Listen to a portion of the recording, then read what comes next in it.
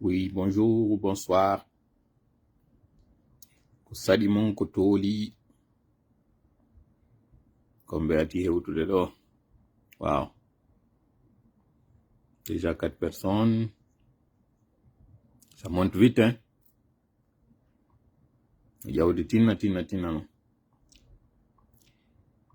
Saɗi mon ko tooli 20h30 tawɗe yen adintin seeɗa. Nato ɗo no andi Ceerno Diallo prêt. Madiw Ndikta Diallo bonsoir. Ibrahima Sow Nori Koba assalamu alaikum warahmatullahi wabarakatuh. Wa alaikum salam warahmatullahi wabarakatuh. Boubacar Kouyambari bonsoir. Fatma Zahra Diallo assalamu alaikum koto. Wa alaikum assalam warahmatullahi wabarakatuh. Mariama mo Ismaila Soare ñewroɗo soirée ɓen fof toure ɓen liɓe ɓen e siiɓe ɓen maali yemberen yeggitali kadi bayoɓe ɓen yeggitali jalloɓe ɓen yeggitali balde ba bari so semi lenti so ɓen maali yemberen aray ko saɗi mon ko tooli Binta Fatmata ɓeɗo ko spécial ɓeɗo na Fatmata Binta de ko Binta Fatmata ko non ɓe wiyete awa aray ko saɗi mon. Ibrahima Ba from Sierra Leone. Heidi Bodi well. Okay. Aray, merci pour les fleurs. Dingiray Yette Bari Bona. Bonsoir Tola, welcome. Bonsoir. Saidou Diallo Heyre. Mamadou Dian Diallo mi hiwro kadi ɓe dingiray ɓen. Dingiray salminama moƴƴanon. Jala Koro Bone Matagania Bannora on to kadi leedo tigi kadi no hiwraɗo ɓe leedo ɓen yewgol ngol to no comment leero ɓenta kon leero ma leedo mi hiwroɓe biskirima ɓen modi Ahmed Wuri biskirima are ɓe salminama moƴƴano Ibe Yasriba le commando invisible Jabi Konate Jabi Papa jakankeɓe am ɓen fof salminama. Général Ouz Diallo merci pour les cœurs. Ousmane Moustapha Diallo dañande mi landike on minni ko on mbo wawi addude inde mama soroɓe mum tato on buyi on addi inde ɗen ma on addo wi on hiɗo wawi woɓɓe hay e windi mi landi kadi si ɗon andi inde hoɗo moɗon gon wodi jaabiɓe ka privé woɓɓe addi ka plateforme ji mi profita ɗon mi wiro moƴƴa koto Moukhtar hakkil koye gollitire kala wonɓe ɓen ka hakkil koye gollitire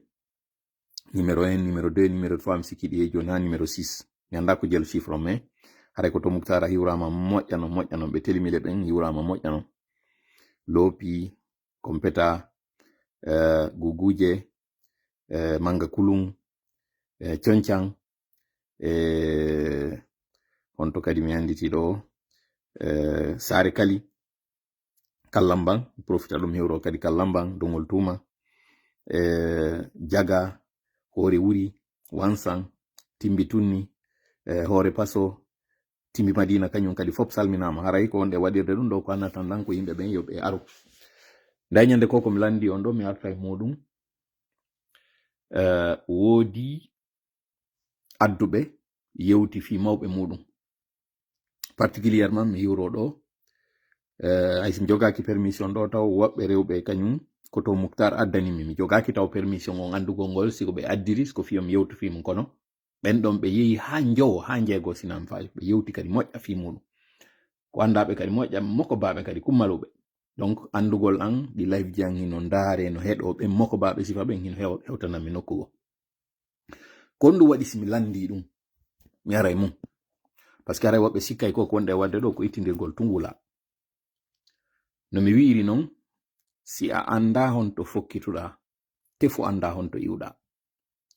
si a faala noon andude ka iwɗa ɗon tigi geru anda daƴƴere maɗa nde komɓe wonno mawɓe ma sabu inde hoɗo maɗa ngon tun hino mari sabu ko nde innira ɗum ngon hoɗo maɗa ɗum no wodi sa andi non on sabu a wawai andude ko honɗum e yimɓe wonno e ngon hoɗo haysi ko inde neɓude nden ma hesere nden wonde wo wonde a wawai andude ko honɗum woni tarika hoɗo maɗa ngo go ɗimmel muɗum se a yiltitike e mama soroɓe ma a wawai yewde ton yeeteɗa fi goɗɗo mo tawata ko kummalujo kummaluyagal on ɗon ngal no wawa wonde ka gandal no wawa wonde ka diina no wawa wonde ka doole no wawa wonde ka jawle no wawa wonde e bangeji ɗin fuu no wawi kadi hawra nder ton goɗɗo tawnoɗo ko dundarankejo bonɗo ka nder mawɓe ma ɗara anda Allah non kanko e mo yaltina ko wuuri immorde ko maayi mo yaltina kadi ko maayi immorde ka wuuri si a tefi e nder ɓen jowo gireeli ɗin si yehi ha tato ko fanɗi wo tato a wawai heɓude ton gooto tawnoɗo ko sobejo sabu on gooto mo tefuɗa ɗum ha yetaɗa fimum ko onno wawno wawai wurnituma ɓernde nden an kadi si tawi kadi a tefi a tawi jasuɗo no nder ton e nder ɓen tawɗo eno andirano jamfagol ma no andirano tawgol laamu arngu wo o tawtoye mum a wawai kadi andude sonja on e ŋakke ɗen konno ñawirta ko honno ñawdirta ɗum ɗo ko piwum kun tawata no hitti ha andugol mi waɗanoyin ɗo non tarikaji ɗiɗi mi lando ko tawata har ñande go mi landi nokke kono mi arta e muɗum fayin ko honno tawiri nda ñande kam wonno yewtude ɗo mi wolno inde hoɗo yegiti inde hoɗo ngon ɗon kono woɓɓe inni ngon hoɗo ɗon kañum kadi sifa maggo kadi no nokkugo sinam fayu kam inni fi donso mi woli fi donso woɓɓe ko inni no wodi nokkugo kadi ka wiyete donso mi yegiti kañum kadi inde hoɗo gongo mi woluno woɓɓe go aroy ka commentaire ji wi ngon hoɗo ɗon kadi no nokkugo terlen mamuri ndin sinam fayu ɓen tigi ɓe inni no to mi yegiti commentaire on ala kulli hal wansan ino wodi nane mi linti inde wansan pita ɗum woni timbitunnoyri ndi mi yetama kañum kadi wansan ino maali yembere ɓe yidni warin ko kummaluɓe woni maali yembere ɗon ɓen jeyaɓe ɓen wansan hakke ma ko tawata ko yimɓe tawɓe hiɓe andira gandal hiɓe hulaka sango wiwgol ngol si ɓe torike jaboto hay paykum maɓɓe si ari e hoɗo innama ko paykum ɓe wansan haray no wattana ilay ma ɗum ɗo ko haaju ko hunde tawde si tawi nde wodi nde hana wattanede ilay mo moƴƴa si woɓɓe tawɓe yiwɓe e hoɗo ɓiɗɗo maɓɓe tigi haray no hula laddite non fi mawɓe maɓɓe kamɓe ɓe innayi ñamakuikin e wulude ko ɓiɓɓe ɓen ɓuri muusude lekki ñamakukin e wulude so a waɗi ka gite ha ko makki a waɗi ka gite ɓe inni kin e wulude e muusude ko ɓiɓɓe ɓen ɓuri wulde jon non wano ɓen ɓe wansan ɗon innaɓe haray ɓiɗɗo maɓɓe no hula si ari e nokku o suusetake hay memede sakko goɗɗum waɗama o suusetake wolnede hay ko metti na ko o yangani woni e waɗude mo ɗum ɗon koko mawɓe makko waɗuno ko ɗum woni e yaltitude e makko ngal teddungal ngal mawɓe makko marno ko ngal woni nden ñande mo teddina o ɗo non ko ɗum hani waɗugol so andi jaka mawɓe makko no teddi no hula na yo gero ɓen ɓe yawe ko yo anditu ko golle waɗi si ɗum ɗo wawi waɗude ɗen non golle hanaka ɗe yana e ndiyam hanaka ɗum yebora ni no wodi kon falama yewtude musidɗo jentoran tun hakkil fama moƴƴa nden o live ɗo lanna no wodi kon fala ya suuto e koko momma yewtude ɗo mi wima ko tarikaji ɗiɗi moni e wadde wano non kañum kadi no wodi ka wiyete tubbu e nder timbitunni on ɗon kañum kadi wansan hoore ndosa on ɗon mi humpitike kadi mamum no wodi ka wiyete tubbu jonno landal angal ɓawte mi wattude ɗon wondema bantingel no wodi kadi pita bantingel kadi no wodi dalaba ko honno tawiri ɗe inɗe ɗo bantingel pita bantingel dalaba wansan pita wansan maali yemberen tubbu pita tubbu mamu ko honno tawiri ɗiɗo ɗi woni tokora ene ɗino wodi kadi yuɓɓodiri nokkugo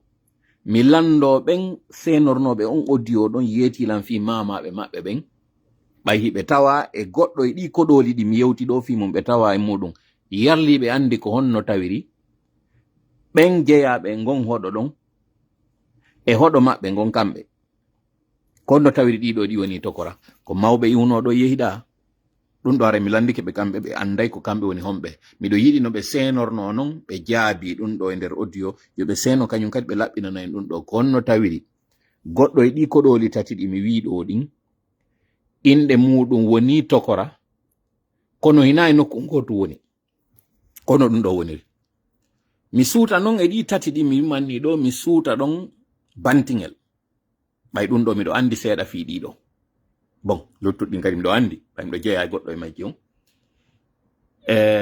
yeru ko mi taski kon seeɗa ko mi humpiti fi bantingel on ko wondema yette bariɓe ɓe bantingel ɓen ko iwɓe Fugumba woɓɓe ari luttiti Dalaba ɗon woɓɓe feƴƴoy Pita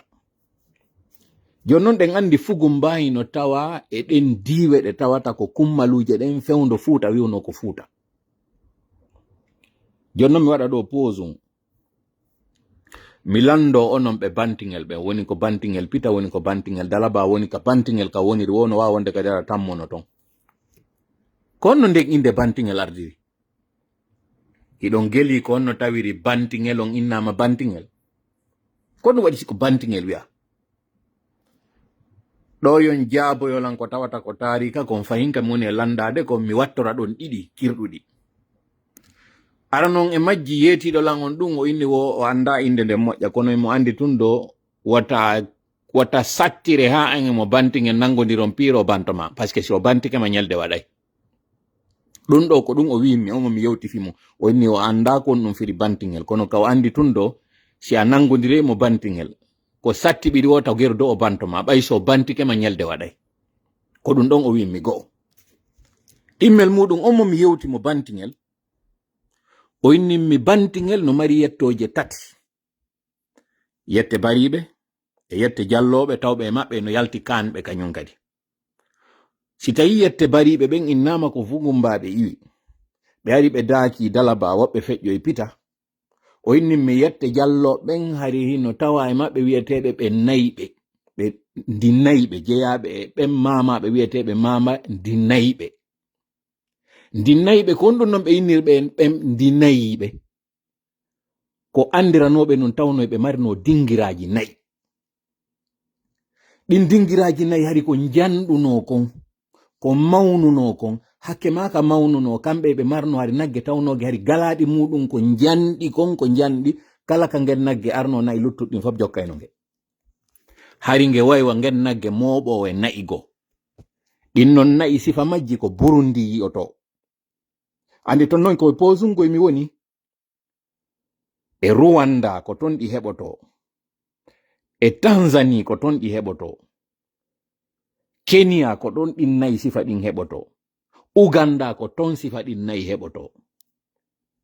jon noon wait a minute acci hakke ɓe wiyeteɓe ndinnayiɓe ko bantingel ɗon wonno kono ɓe marno nayi ɗin ɗi tawata ko ɗum waɗi ɓe noddira ndinnayiɓe marɓe nayiɓe kono ɓe marno ton ndin kalaldi tawno ndi kayri ndi seedi e luttuɗɗin ko andiranoɓe tawgol hiɓe marno gandal gongal tawata e naɗen gande ɗe tawata luttuɓe Fuuta goy no jogino ko raɓɓiɗi kon na andiranoɓe hari dina Islam ɓe wiyeteɓe ndinnayiɓe ɓen mamaɓe ɓe wiyeteɓe ndinnayiɓe kono hari goɗɗo suusata no arde mema nayi maɓɓe ndin ɓen si yawoyi noon hande kadi ha sabu kamɓe ko ɓe iwtiri ɓawo nayi maɓɓe ɗin kon hande kadi tawi fof faalaɗo nayi koye arka maɓɓe ɗon ara ka hoɗoji maɓɓe ɗon ɗaɓɓira ɓe ɗon on barki fi ɗin nayi ɗon inna yo ɓe nodde Islam si ɓe tawti Islam on ndi jawdi maɓɓe ɗo e kulol ngol yimɓe huliri ɓe ɗo nafay gera ha ɓe addoya noon ɓe naati kamɓe kadi ka Islam ka filla kon ka kirɗi inna ɓe wiyeteɓe ɓe nayiɓe kamɓe hari ɓe anda yawgol juma ɓe yano yimɓe no yaa juma ɓe forsa ha ɓe adda ɓe naada ka juulirde ɓay ɓe naati ka nder juulirde ton hewtoy noon noddoygol cukku on andi kon ɗon noddugol cukku ko tumata e juma on o ɓatike sallijo go noddira ka funnange o noddira ka hirnange c'est-à-dire noddira dambuɗe ɗen tati goɗɗo noddira ka jambugal ñamal o noddira ka dambugal nana o noddira ka yaasi ka ɓongal ngal ka ɓaawo ɓe hino adda naada ka nder juulirde ton ɓe anday ko wona ɓe yaali hari ha hande juma kamɓe ko ɓe andi ko iwtirgol ɓaawo ɗi nayi maɓɓe ɗo ko ɗum ɗo wonno golle maɓɓe kamɓe non ko ɗi nayi mapini ɓe wondi e jala ɓe yondi e jaliji ɗi tawata ɗin jaliji maɓɓe ɗon goɗɗo sustaɓe ɓe adda ɓe salliga ha gasi ɓe nadaka komi filana ko moni on e yetanade on gonga ko fenande koko kirɗi koko gonga fu e mumi anda kono mi yeton yer komi humpiti kon e nder kon ko moni e paytade ɓe wiyete ɓe ɗon di nayi ɓe tawɓe ɓen kamɓe woni yette jalloɓe bantingel on ton ɓayi salli immike noddiniriɗa ɓe sikki ko gere wona waɗede kamɓe ɓe anda kon ɗon noddingol ɓe anda ko wona ko ɓe andi non kamɓe ko ɓe pré gere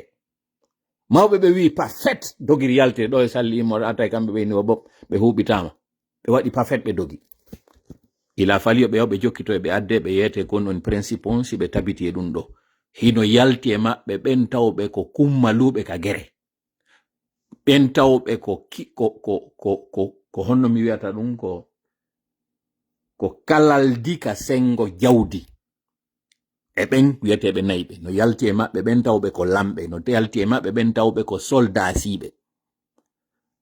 koye posungoye wonɗen han joni anditen noon diiwe tati ɓurɗe janɗuɗe ɗen e Fuuta ko Timbo, Timbi e Labe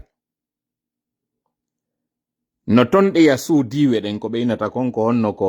ko tekunji ɗin kono hari nokkure nde tawata innete soldasiɓe ɓe yalti kam militaire Fuuta on ka innete ɗon soldat ɓen fof ko ɗon yaltinte koye diwal Timbi ngal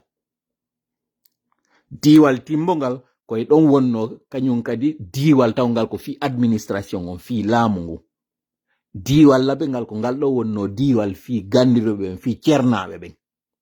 waɗoɓe ɓen du'aji ɗin du'anoɓe wonɓe fokkitude ɗa ya waɗoya gere on du'ano kañum kadi ɓe wona ɓe waɗanede gere on si tawi innama laamu ngu gennama no ngo tabitira se wawali andude ɗum ɗo yettitoɗen e ɗiɗo hino wawa wonde ko yaltuɓe yeɗɗuɓe kono yeggiti ɗe wedditi hoore meɗen ɗo ɗum ɗo c'est extrêmement important yen andu أعوذ بالله السميع العليم من الشيطان الرجيم بسم الله الرحمن الرحيم رب اشرح لي صدري ويسر لي أمري واحلل عقدة من لساني يفقهوا قولي ربنا علمنا ما ينفعنا وانفعنا بما علمتنا وزدنا علما نافعا واجعلنا للمتقين إماما ويكاد الذين كفروا ليزلقونك بأبصارهم لما سمعوا الذكر ويقولون إنه لمجنون وما هو إلا ذكر للعالمين وما رميت إذ رميت ولكن الله رمى بل نقذف بالحق على الباطل فيدمغه فإذا هو زاهق ولكم الويل مما تصفون وقل جاء الحق وزهق الباطل إن الباطل كان زهوقا ما جئتم به السحر إن الله سيبطله إن الله سيبطله إن الله سيبطله إن الله لا يصلح عمل المفسدين وما هم بضارين به من أحد إلا بإذن الله وما هم بضارين به من أحد إلا بإذن الله وما هم بضارين به من أحد إلا بإذن الله ولا يفلح الساحر حيث أتى فإن تولوا فقل حسبي الله لا إله إلا هو عليه توكلت وهو رب العرش العظيم إنا كفيناك المستهزئين إنا كفيناك المستهزئين إنا كفيناك المستهزئين والله يعصمك من الناس اللهم صل وسلم وبارك على نبينا محمد وعلى آله وأصحابه ومن تبعهم بإحسان إلى يوم الدين أما بعد hande ɗo ko asewe hawriti ɗum 13 lewru 11 ɓuro ndun ko ɗum woni sakkitordu ndun e nder hitande nden e nder nde hitande guluje 2025 fewndo ka wonɗen yewtude ɗo leere 8 on feƴƴitiri minitaji 49 sengo Konakri haray ko welo welo janowo mi arde kañum kadi tumboda e moɗon ɗo tintoda e moɗon ɗo ɗendoda e moɗon ɗo finde jonde meɗen hesere nde tawata en toriki Allah yo Allah waɗan en jonde nden jonde barkinande hara yande ɗo hiɗen tokkude ka accinoɗen ɗon ka feƴƴi hiɗen yewtude ko feƴƴi kon e nder yontere nden konko tawata nde yontere ɗo kadi piiji buy waɗi no tawa e ɗin ɗon ɗi tawata on humpitike on andi kon ɗum fewndo ɗo fewndino gasa seeɗa kappelen ala komantude ɗum ɗon moƴƴa hande ɗo ko addi en ɗo ko yewtugol fi toɓɓe tate toɓɓere meɗen ara nder nden en yewtay fi ka bange ngaluji fayin en artay go e ɗi ngaluji parce que ko ɗi ngaluji ɗo ko ɗi ɗo woni kañum on ɓeyna e français l'argent et le nerf de la guerre kala ka tawata jawdi ndi memminaka fi muɗum ma memminama fi muɗum goɗɗum battinayi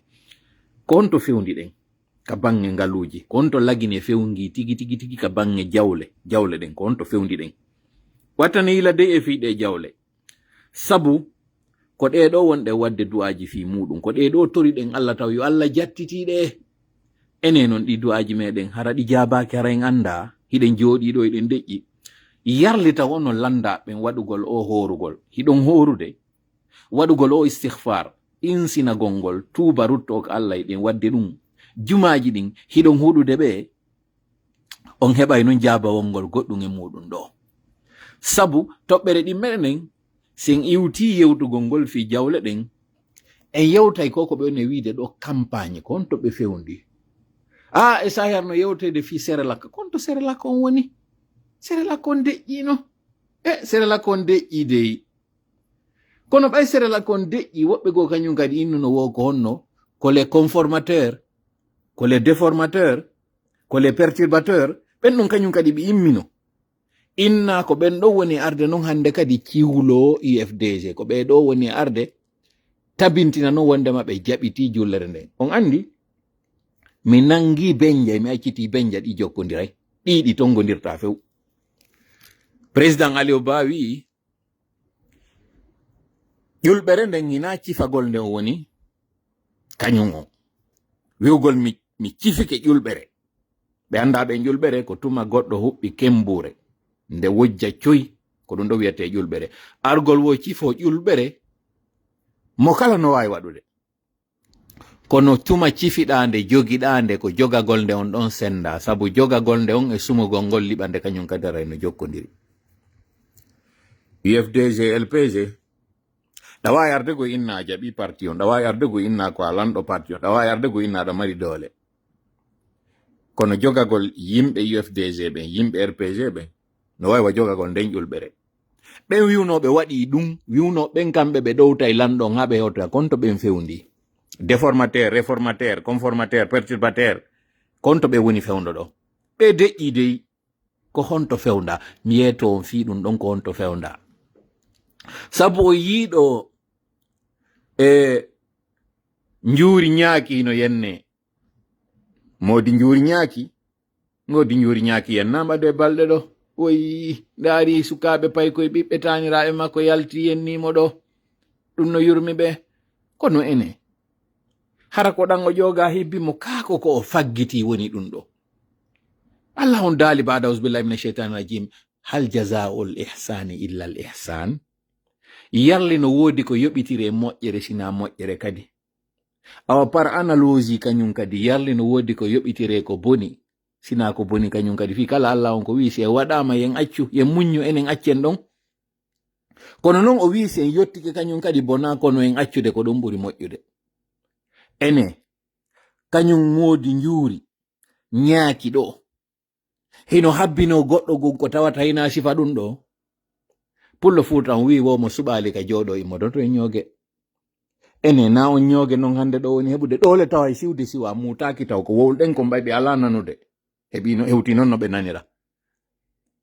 ɓikkoy tanirawo e maɓɓe yo immo hande ɗo yennira o moko baɗo yennira o mawɗo ɗo mo tawata parcours politique makko on tun no hecci ɓe ɗo ɗe cuute ɗo yalta ko ɗum waɗi ha o yenna ko ɗum woni komin yewtawan ɗo ko ɗum si fuɗɗorɗen ngaluji ɗin toɓɓere men tammere nden en yewtay seeɗa en ɓaƴƴinay tu woni en juutinta fii ko wona wiyeede ɗo soriɓe no nangede andi ton noon tola yiltito nde ñande tolari yetinuke on wondema innama ko otowal ari forci barrage ñaratami ko manta fi muɗum sabu juuti laaɓay wiwgol wondema ko sama kala on waɗiri ɗo sama kala on waɗiri ɗa andoto eno mi wiri noon mi fillo cifagol ƴulɓere nden na kañum woni kañum ko jogagol nde on ko ɗo woni kañum konto mamadi fewndi ko ɗum woni ka yewtoto ɗon ka toɓɓere tammere si feere heɓi ke ndaara toon kañum kadi kunto e toɓɓe seeɗa ɗi ɓeytoyten ɗon si yonali en nattiro e janngo anditen e wino e yewtayno fiiɓe candidaɓe ɗo mi weeɓitanayi on noon sen itti ngombodo wongol leyɗo ka tawata haray hiɗo rerɗina fewndo ko jangol ngol woni ɗo moƴƴingol jinja yaron ndaron ko tawata haray kaccu jilli don e muɗum waɗon kadi njuuri e muɗum yaron waɗon ton kañum kadi ñama ko limba yaron no moƴƴa fi nde nawnare nde mi yeeti on fi muɗum ɗa sabu yimɓe addanimi message wi ɓe ɗo jude de ɓe heɓi nawnare durma muusude non nde ɓe tawatari ɓe heɓali sifa muɗum ene ko ɗum hara wonɗa e wolde fi mum tola woɓɓe landi ɗum ɓeyni ko honna hara ko ɗum ɓeydi noon kono waba wingi no ɗuuɗi ha no woodi buy nawnuɓe ɗum joni noon annatan ɗam ɓay kamɓe fusɓe yewtata fi mum hara en addani jama on andingol waɗugol ɗum ɗo ko nettoyage moƴƴo ko ɗum woni laɓɓina e moƴƴa tetekki ɗin sabu nawnare neɗɗo on fof kaka teɗekigol woni Sinwaɓe asiatique ɓe wi neɗɗo on o jasiray taw gaburu makko ñiiƴe ɗen si o maayoya non luttuɓe jasira gaburu makko on juuɗe ɗen ukkoyamo nder ton kono ara o jasi taw gaburu makko ko ɓe faandi ɗon wonde makko ko ñaamata kon ko ɗum woɗɗintama ka laptani ko konko ñaamata ɗon kañum kadi woni ko naɓa e ma ka gaburu ko ɗum woni ko ɗum waɗata on tigi ko ɗum ɗon ñaamuɗa kon ko ɗum waɗata cellal wona e ma ko konko wonɗa e ñaamde ɗon kadi ko ɗum ɗon wonata sabu on tigi hara noon yetti Allah fota en jarnimo taw ɗon kanko woni ko newnan en heɗintingonde e jonde ɗo en tori ko mo waɗan en jonde ɗen barkinade yo hawrindinan e sawaba ko mi yewtata ɗo mi addira ɗum ɗo no ɓuri e deejirde o hawrindinan onon kadi e sawaba jentito ɗon ɗum ɗo no ɓuri e deejirde nanon ɗum ɗo jaɓen faamoren huutoren si mi hawriti noon on hawriti yetten Allah waccen mo kanko aray sabu kanko woni ko moƴƴi e meɗen wotan waccande wota watta yilayam moƴƴa si mi ar noon faljinede fawñade feggade ma faayude haray ande ɗum ɗo ko neɗɗo wondi e mum min haray wurtanelan ko ɗum haray mi tori on wallidiren e mum haran fela lampandi si tawi noon na ɗiɗo fu ande seytane o yiɗa nde jonde ɗo o yiɗa kadi koko jokkuɗen ɗo kon ko gaño men dandi en non bone makko wo kanko Allah en toriki Allah yo Allah waɗu heedode hakkunde men e makko kanko seytane yo raɗomo ka jonde ɗo o raɗomo taw ka ɓernde an hara mi duppali few mi adda kom faala yewde ɗo ko hara mi jeggitali kadi mi addira ɗum no fewiri o raɗomo onon kadi ka fondoji moɗon komi yewti kon hara nanon kadi moƴƴa e hoore deƴƴere faamon hay simi lannitota ko fof kono faamon si on faami kañum kadi wooda konko ƴettuɗon e muɗum gollitirɗen ko ɗum ɗon nafata en toriki Allah e Allah woɗɗin seytane e meɗen no woɗɗidiri hakkunde funnangue e hirnangue yo dandu en seytane heɓude doole e meɗen no wirno noon jiyaɓe makko ɓen seytane heɓata doole e makko yo waɗu en enen tawaɓe ɓen jiyaɓe makko amin ya rabbal alamina haray no wirɗen noon live meɗen on iɗen fuɗɗade mo mi ittana en ngo mbodo ɗo ngo tawata ngon ko dewtango hoore ɗo fiitun yo wawi yiwde komi faala yo yiw kon ɗo haray noon ɗo yen continue de live on dow ɗo o yi mbodo o wiyeteɗo ɗo Habib Marwan ko on mo tawata ɗo joni timmi hitande gibi o ciwla ɓeya kañum kan heɓino duuɓi ɗiɗi joni ɗo gibi honno fonike menge e billo ba gibi kamɓe ɓe ciwla wayi joni jama wasi wowti konto fewnda ka ɓeygure e likamano nden konto fewnda ka ɓeygure babila nden konto fewnda e ɓe ciwla ɓen fo e yiɗo ɓeygu makko ɗo ko wi ɓe waɗi entretien exclusif kaɓe ini le combat d'une épouse un an après la disparition de son mari quelque chose du genre bon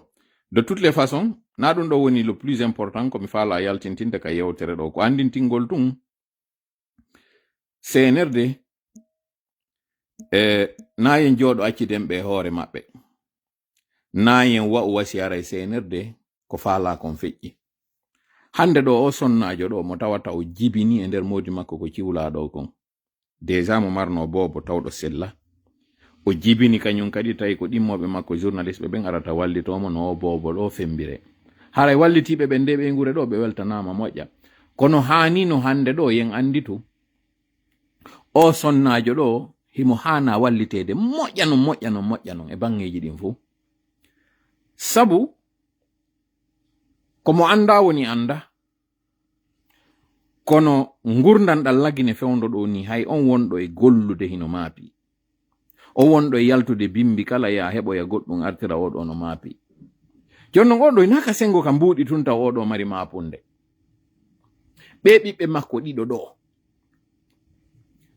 ñande weeti fo immi yeyi ɗaɓɓo e biredi ka yeyo biredi on woni ka fuuru woni ka boutique ka woni wo addi jonni ɓe ɓiɓɓe ɗo ɓe ñaami modibbo on ƴetta cawlu makko kun saku makko kun innayno yaade ka golle ɓeɗo o tippinoya goto kala e maɓɓe ka lekkol o ina tippi ka lekkol ɗo tippina mo kala o saado oɗo kañum bandirawo si immike bimbi ɓe boboɓe ɗo ko kanko ɓe fewtata ɓe ina nene men ittay koje konno oɗo gerirta ɓeɗo ñama kanko andi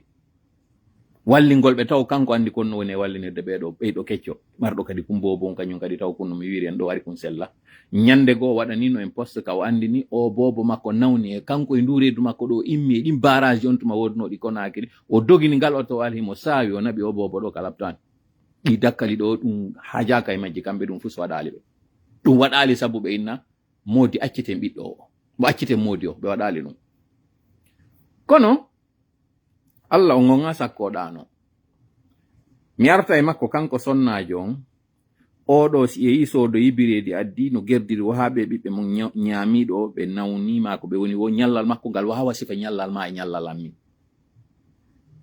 ɗo yo andu ko honɗum woni alhaali moodi makko no hanuno ga andinen oɗo bete a wara o heɓali goɗɗi go sonjaji ton ɗi woni e mum ɗi o mapodi mum hande kadi ara ko o mapoto ko ñande moodi makko artoyta par ce que si Allah jaɓi moodi makko artay moodi makko kadi artay kañum kadi moodi luttuɓɓen fof kañum kadi moodi boɓe luttuɓɓen fof artoya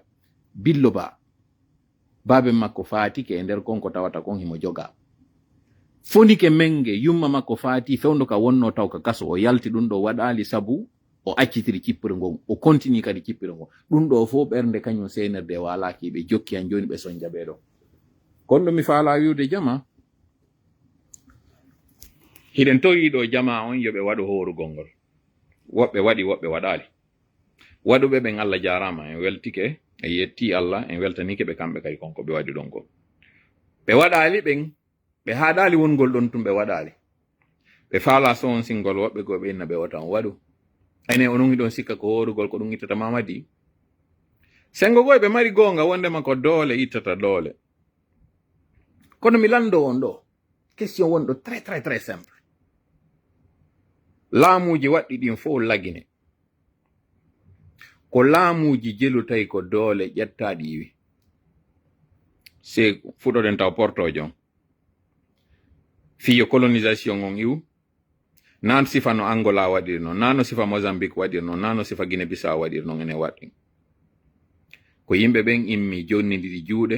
tori Allah duwaji waɗa porto dogi Sékou Touré ari fuɗɗode nden fof tawere no laba Fuuta walliti ha o jooɗi o fuɗɗoy noon immade hande kadi o heƴƴa ɓiɓɓe Fuuta ɓe wattanela moƴƴa koko moni on e yewtude ɗo sabu message no ɗon mi moni on addande yiyon noon tawon koko mi wi on kon ko woni e wadde hande ɗo kon hari waɗino hankin ko woni e wadde hande ɗo kon no wawi wadde kadi janggo ɗum noon confirme to ka nder live ɗo si Allah jaɓi ɓayɗon kañum kadi o fuɗɗiki heɗƴude yimɓe ha o sakkitoriɗo kañum kadi aranoygol almamijo on sallijo on kan mamum ɗo o waru o sallijo ɗo on inni acce jonnelan ɗo mi yaha mi salligo ɗo mi salligo mi waɗa darɗe ɗiɗi ɓe accitimo yehi o waɗi ɗum ɓay o toriki Allah ɗon ko tori Allah ɗon kon kañum kadi tonganoki ɗum ɗon ko Sékou Touré feƴƴi Sékou Touré Lansana Conté kañum kadi ari oɗo ari waɗi duuɓi 21 oɗo ari kañum kadi waɗi duuɓi 25 24 e goɗɗum kanko kadi ɓay yehiɗo ha jama o fof inni modi o iwata oɗo ko sagginɗo kaaje o mayata few sellunoɓe ɓe tawata nawna fes maayi accimo ɗon kanko emo wutti no wonirno ɗon ko ñande kadi goto ari habbanoki duwaji ɗi mbay waɗanoma oɗo kañum kadi 2007 on feƴƴi kanko kadi ko ni Allah kañum kadi ƴettitirmo ɗo nabi Dadis ari waɗi kañum kadi ka ɓeeɗa waɗano sattende nde jama on inni jaka ndikka Lansana Conté num jakari oɗo no moƴƴi kono inna oɗo kañum kadi goɗɗo watamo ittude ɗon on tuma kañum kadi ko sadakaji e duwaji e istihfarji waɗa kanko kadi ɗon ñallal ni tum paw ñalolma teɗɗan kanko e tumba ɓe nangodiri ɓe dumbimo ɓe waɗimo ko ɓe waɗata ɗon kon ɓe ɗamɓimo few Konaté ari feƴƴi padre ɗo ti kañum kadi e yi ko no feƴƴirno komi faala yaltintinde ko en andu ko mo anda bawdi Allah ndimma yewitindi ma hawji woni arde wi'a ko ma ƴetten doole si ɓeɗo iwa ko gonga koye doole ma ette kono eɗen andi Allah no jonni en doole gotawɗe tawataynaɗe ɗa gollitiren ɗen ɗon taw awa bonne nouvelle on non ka ngaluji il n'y a plus d'argent mi waɗana on oɗo yi on mi anda si tawi commentaire ji ɗin hiɗo reeni ɗi publication ji ɗiɗi ɗi mi suutani on ɗo hiɗo reeni taw si mi continue par ce que mi validi tun fiyo image o yaltu kono mi wona sur wondema o yi image on ɗo mi yettota kon kombo waɗi o publication ɗo mi faala tun jangande on o publication ɗo miɗo darde noon taw haray commentaire ji ɗin bonsoir grand frère Tola miɗo habbi taw mi yiya commentaire ji ɗin moƴƴa est ce que o yii ɗi publication ji ɗo par ce que ko image go wonno dow image on supprimama ok Diallo Mamadou Hadi inni wi o publication ɗo mi ala waɗande auteur makko on publicité ko soutien jo CNRD go moƴƴano soutien jo inconditionnel de CNRD go woni ko waɗi ɗum ɗo mi ala yewtude fi ɗeya payle luttuɗen immiɗen ɗo yenni kañum njuuri kiña ala wolde fi on ɗon njuuri ñaake ko ɗum ɗon ala wolde fi ɗum ɗon on par ce que no minniri non mo suɓali ka jooɗo imodoto ñooge on vidéo mo waɗi ɗon ɓay o yannama goɗɗo ƴetti vidéo on yehi holli mo goɗɗo e tawnoɓe winomo gibinebi yo démission entourage makko on ɓay ɓe hollimo vidéo on ɗon o inni wo o démissionnata ɓe inni mo fi on ɗum o inni parce que so démissionni fe on ɗo kamɓe ɓe andamo mari probléme ka publication komi wi tun il a refusé mais puisque ari détail ji ɗi watano jonnede ɗon ko ɗi jettaji mumen e jonnude on tini hande ɗo CNRD ko yimɓe tato wondi ko tato woni fewndo iwtirde ɓawote CNRD tato ara noon e ɓeɓe CNRD wondi ko on jokkirɗoɓe fi mbuuɗi jokkirɗoɓe fi geɓal ko oɗo woni ɓawo fewndo ɗo CNRD ɓawo fewndo ɗo GMD ɗimmo on ko on tawɗo on wano ara noon ardirno noon ari fi mbuuɗi jonna mbuuɗi ɗi ñaami ɗi ha gasi CNRD yehi ha tabintini a ñaami mbuuɗi ɗi mbuuɗi ɗi ñamuɗa ɗon a ñamiraɗi no haɗiri non ɓay don tun hinano hanirɗo ñamirɗa ɗi mbuuɗi ɗo a nato e kaso CNRD hande kadi ɓiƴi ɓe ɗon wi mi nattama non kaso fanni manti ko mi woni e wiide ko giɗa wadde no tawa ɓeɗo ancien ministre ɓe maɓɓe taw ɓeyɗo gandi woɓɓe hari enquête ji waɗama e hoore maɓɓe ɗin enquête ji ɗon innama ɓe yehi ɓe waɗama audition ha gasi ɓe inna ɓe accitaka en tant que tel CNRD aru wi ɓe blanchisama par ce que ɓe signi engagement wondema mbuuɗi ɗi ɓe ñaami ɗin ɓe artirayɗi ɓe woni kañum kadi disposition CNRD ha ñande CNRD tawi ɓe gayni épuisode ɗuma par ce que CNRD hendi laamu fukkingu ngun naati ɓe kaso fo yi jawwali talli hunde waɗali andini noon hande kadi kala men miniɗo ko nder ɗo min waɗa e ma on politique ɓe no tawa ɓeɗo opérateur économique ɓe no tawa ɓeɗo e ɗumaɓe hono journaliste ɓe no tawa e nder ɓeɗo jama on fop no e nder ɗiɗi mi yeeti on ɗo fi muɗum ko ɗo woni deuxiéme catégorie troisiéme catégorie on ko ɓen tawɓe ɓen hina juuɗe CNRD ñaami kono ñaami no ado CNRD arde CNRD ɓay ari hewti kiwlike laamu feƴƴungu ngu nangi nangaɓen on tuma waɗi enquête ji ha ndaari wi no woodi woɓɓe ñamunoɓe gibi e laamuji feƴƴuɗi ɗi noddiri ɓeɗo goto ɓurɗo ɓen noon ɗuɗude ɓeɗo ko on politique ɓe ɓen opérateur économique ɓe ɓen wiɓe men ndaari men tawi ka kaydiji amen hiɗo ñawli état on tel menen noon ko soit men naɓama ka kaso yoɓita mbuuɗi ma mi rewa e jawdi maɗa ɗi min yoɓita mbuuɗi ɗin goɗɗum emen kon non suɓiɗa si tawi noon ɗiɗo fo a wataɗi wadde meɗe waɗandema kadi autre proposition iwtira ɓawa men finance a kala ko min hanno finance de par ce que fewnɗo mbuuɗi men ala wonana men jeli amen wonana men gawlo amen ko ɓeɗo tato CNRD wondi e mo ɓeynayi noon soggo o ronka e mayge CNRD noon joni dépense ni ɓeɗo ha hewtama nokkugo ko tawata hande kadi ala robineji ɗin noon joni ɗi fermi andite noon ñande go ari mi yetinoke on minni ɓurowo noon perdude on fo e wutirɓe ɓawo CNRD ɓen ko ɓen tawno ɓen hankin no wondi e meɗen ka cippiro yehi ha moni sabu ko moni ɗon ko wi ittagol en enen mone yo yaw joni tawto yaɓeyato ɓeɓe wonno pirdude muɗum ɓen hankin ɓeɓe wonno dartade ɓen hankin mini ɓeɗo kono tawiɗe ɓe perday heɓe arde ɓe tawa CNRD no monaniɓe taw no wi'i ko no wonno men dartade ko no laƴini men ko non soñji men kono ɓaytu meɗen mari haaju moɗon hande ɗo min addi on ɗo wa doomi wa lekki doomi fi yo lot goɗɗigo arnango ko menen woni habbaɓen ko menen ɓe faala wadde jungo e muɗum e nanduɓe amen ɓeɗo noon yawɓe tawiɓe ton ɓe hendi ɓe mabbini fi ɓeɗo ɓe towniɓe ka dow ɓe famini ɓe yiɗuɓe ɓe yiɗaɓe ɓay noon ɓe iwiɓe ɓe wondu ɓe wi ka ɓeɓe ɓe wonduno e muɗum ɓe yehi to ɗo anditi mi yeetu noon ɓe ñamminay ɓe mbuuɗi ha ɓe haara tew ɓe huwina ɓe piiji ɓe wowlina ɓe haalaji ha ɓe haala tew ha ɓe gayna yollade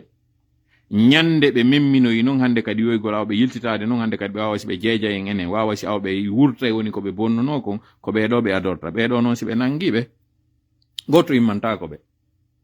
par ce que ɓe iwi ɓen e mum ko ɓeɗo wawno immade dartanoɓe ko ɓeɗo wawno immade inna koko waɗɗo on ɗo e wadde ɗo kon hana kono hande ɗo ɓeɓe iwɓe ɓen fo juuɗe meɗen ɗo molti yehi tawtoye ɓeyato si goɗɗum hande waɗi ɓeɗo kon no wowluton fi muɗum ketten ɗo misal ngal e kanko ɗo juuri kiña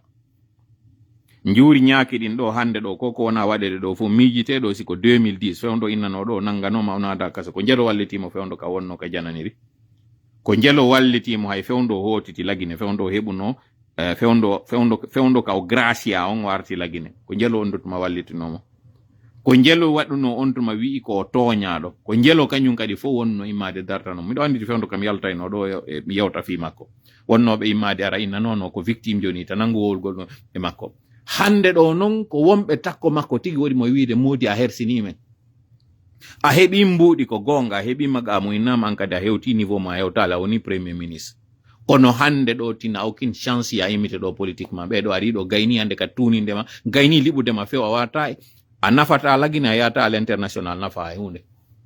hande ɗo ko hay taniraɓe makko oɗo o tunini kañum juuri ñaaki ɗo o tunini hay taniraɓe makko bref on groupe tawɓe ɓen acciti e yeyi woto monano goto e maɓɓe welte kelle sabu toɓɓere men aranere nden ko yewtugol fi justement ɓe wownoɓe wiide wo ko ɓe Serelak ko Serelak hande ɗo ko on to Serelak fewndi ɓe yaltunoɗo ɓe waɗi sonkoyi ɓe wowli ɓe mabbini ɓe jonna on tuma ɗon mbuuɗi ɓe ƴawra ɓe joldari kamɓe wonno wadde piiji ɗin fof hari robineji ɗin on tuma mbuuɗi no woduno joni no robinet on fermi woɓɓe goo kañum kadi naadama kamɓe joni ɓe gollitiriɓe ha joni ɓe gaynidi e maɓɓe hande kadi fusɓe nafata ko ɓe falano kon ɓe siiɓike ɓe joni hande kadi ɓe yariɓe ɓe itti kala ko wiyete kon noon andi ɓe yaltoɓe ya jemma ka neteje ni ɓe yaɓe ɓe yari moɓugol nete mboɓugol wargol muyta konko tawata neteje ɗen ka dundulleji muɗum piindi muɗum ɗin ko yaltinta ton kon harayno ton ko ɓeynata nectar e français ko waywa njuuri ɓe yaɓe mboɓa ɗum ɗon ɗum noon hina ko wonata tawa luttay lannay sa mboɓi seeɗa hande kadi ko won nder ton ko hande kadi lanni ko seeɗa ni ko piyum welkunni kon ɗuuɗa kono ko weli ha ɓe gayni hande ɗo woɓude ɓeɗo ɓe mooɓi kala ko ɓe won ton kon ɓe yariɓe siiɓike ɓe hande kadi ko goppoji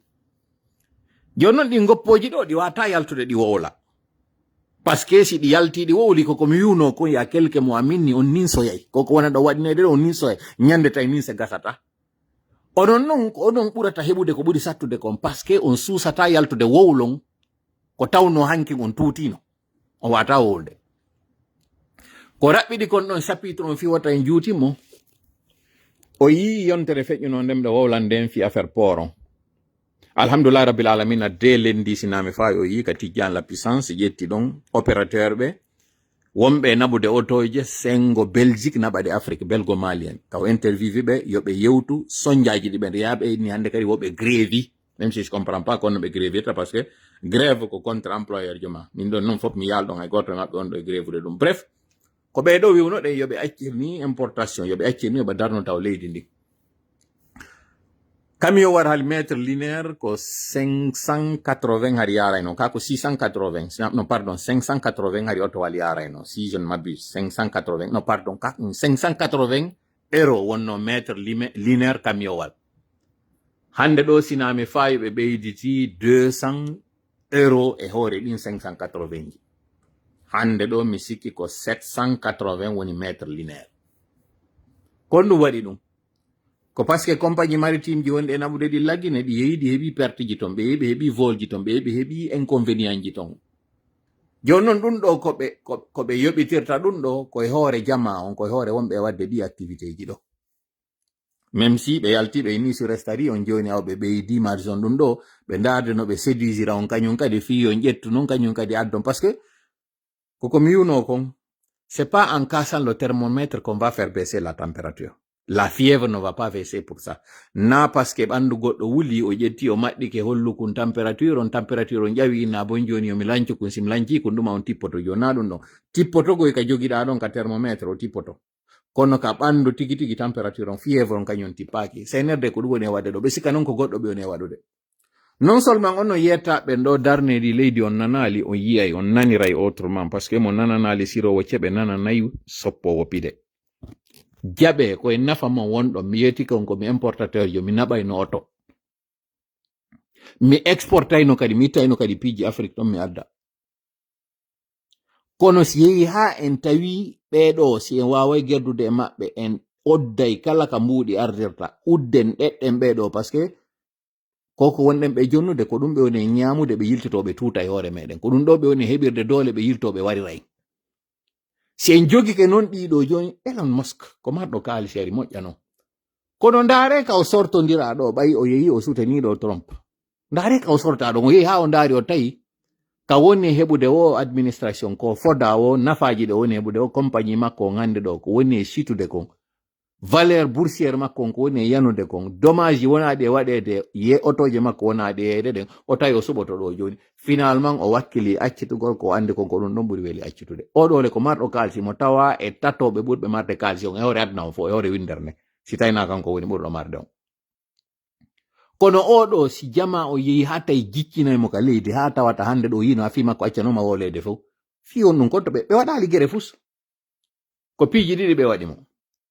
fowta jama on boykoti ko wonno yeyde kon sengo Canada on tawi goto memata otowal makko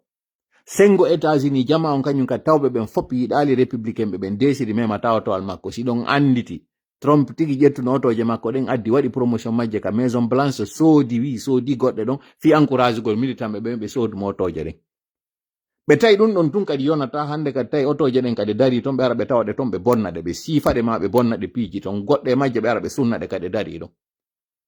yehi ha ɓe inni ɓe waɗay kañum kadi loi anti-casse ɓe waɗay caméraji hande kadi kala arɗo bonni gongal e majje hande kadi toon ɓe nangaymo ɓe tawi kono wata gasude par ce que ko nangata ko goto e ɗiɗo si tawi otowal Tesla ka dari wo ka dari gal bonnete hande kadi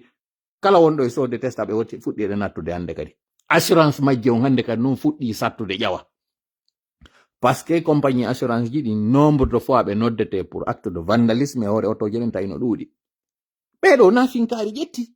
ɓeɗo na manifestation fus ɓe waɗali ɓe hendi ɓe ɓiji mo ɗo tun o yehi ha o ndaari o tayle innetele ɓeɗole eɓɓodirta e njula ɓe jogi ɗen ɓe lagine hara min naali njula woy koy par manque de respect kono hakkunde julaɓe meɗen ɓurɓe kummaloji ɓe jogiɗe ɓen sen eɓɓidiriɓe oɗo Elon Musk en tawa ɓe ittatamo hay ka ley ciwatoro si yimɓe ɓe wawi ɓiƴude ɓeɗo ha ɓe ha o jicco ka leydi tawa o waɗay ko ɓe wi kon ko ɓe musidɓe meɗen ɓe tawata eɗen andi ɗo ko detuma ɓe fuɗɗi affaire business comme ɓe woni ɓeɗo ko ɓeɗo ronketen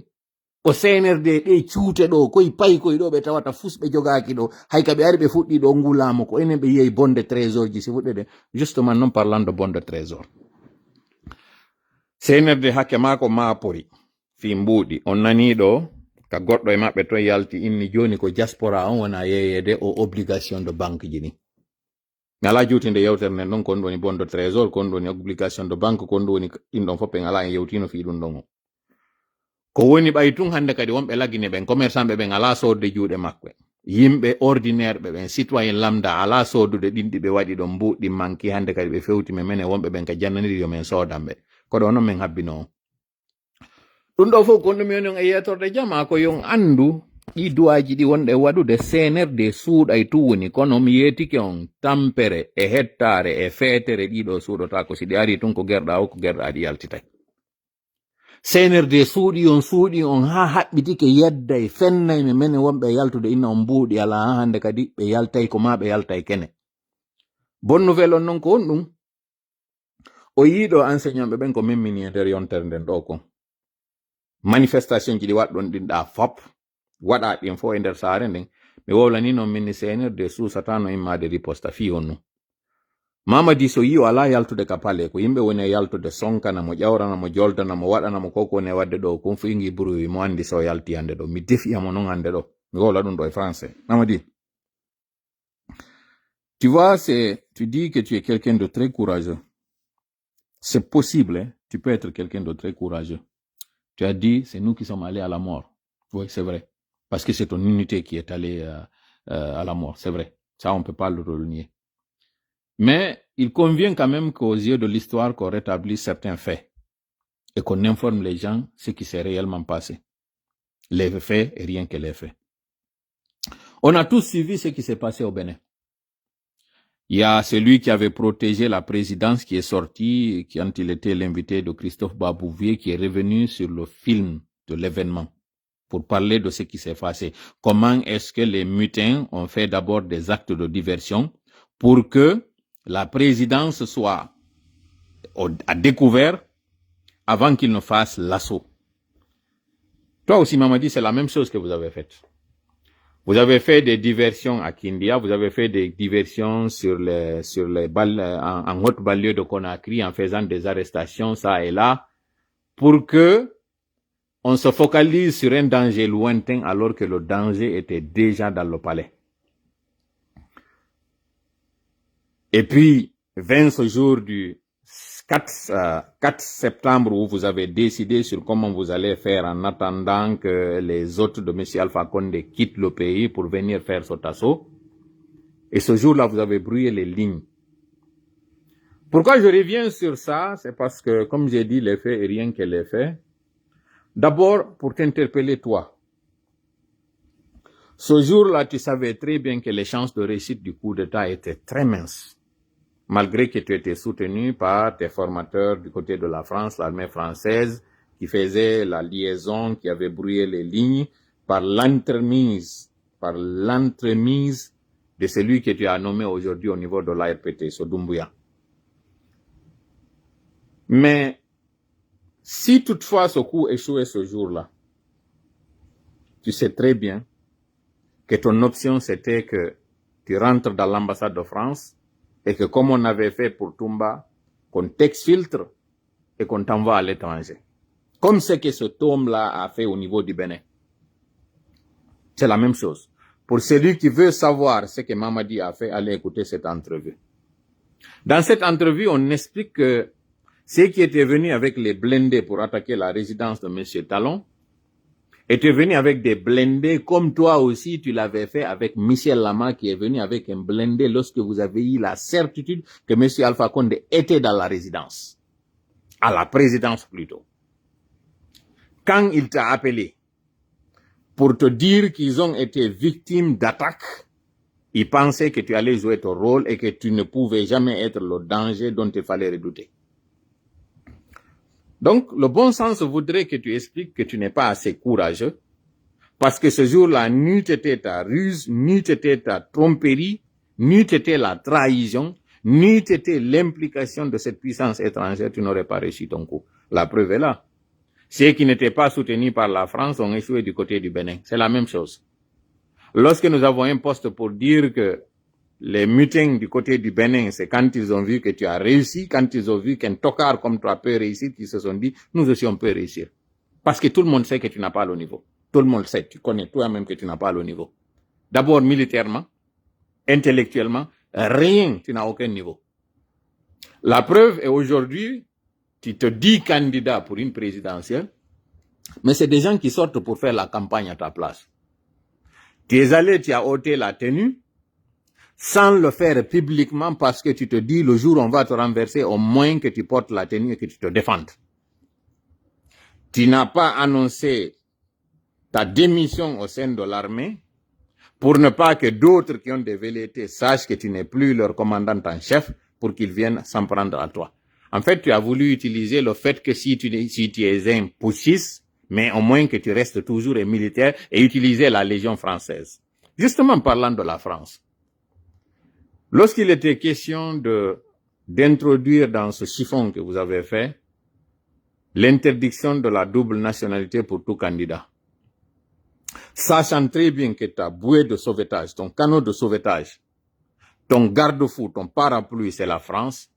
tu as refusé catégoriquement de te débarrasser de la nationalité française. Voilà des signes de ton manque de courage. Tu es quelqu'un de lâche, excuse-moi l'expression, hein, tu es quelqu'un de lâche,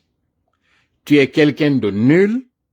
tu es quelqu'un, j'essaie de trouver l'expression, mais tu n'es pas assez courageux, parce que si tu étais assez courageux, tu aurais fait comme Alpha Condé qui jusqu'à présent a dit niet, je ne démissionne pas. Tout le monde a vu la vidéo. Alors qu'il venait d'enjamber des corps au niveau de la présidence pour se retrouver au niveau du groupement des forces spéciales. Cela ne l'a pas ébranlé. Voilà quelqu'un qui est courageux. Il vous a dit à Malinké, mieux vaut mourir que de céder à votre pression. Il dit, Saya fils Amaloya a dit, mourir vaut mieux que d'être déshonoré. Voilà un vrai Malinké. Voilà quelqu'un de digne. Voilà quelqu'un qui a vu la mort de près, mais qui a préféré dire ses 4 vérités et de maintenir ce qu'il dit. Mais toi, tu n'es pas fort, tu n'es pas courageux, tu n'es pas assez digne, même pour sortir du palais. Sors de ta tanière. Je te lance le défi, Mamadi. Sors. Sors et fais la campagne comme tout le monde. Si tu es assez courageux, si tu es vraiment quelqu'un qui a osé sortir, sors. Je te lance le défi aujourd'hui. Tu es un président, hein, tu te dis président, tu es commandant en chef. tu contrôles le pays, si tu es assez fort, si toi, Mamadi Doumbouya, digne fils de Kankan, un Doumbouya, un Noumouké, un vrai Noumouké, qui est quelqu'un de, je vais dire, laissons le Noumouké de côté. Allons sur le fait que tu sois un Fakoli, un vrai Fakoli. Si tu es vraiment un vrai digne Fakoli de Kankan, sors de ta tanière, fais la campagne comme tous les autres. Ne te cache pas derrière des femmes, ne te cache pas derrière des mouvements de soutien. Tu n'as même pas eu le courage, assez de courage pour montrer que tu es soutenu par la France. Parce que comment comprendre que la CEDEAO, et c'est là justement je vais finir, qu'elle fasse du 2 poids 2 mesures. Le jour de l'assaut, quand M. Alpha Condé avait appelé la CEDEAO et que ses amis étaient sur le point d'envoyer des MiG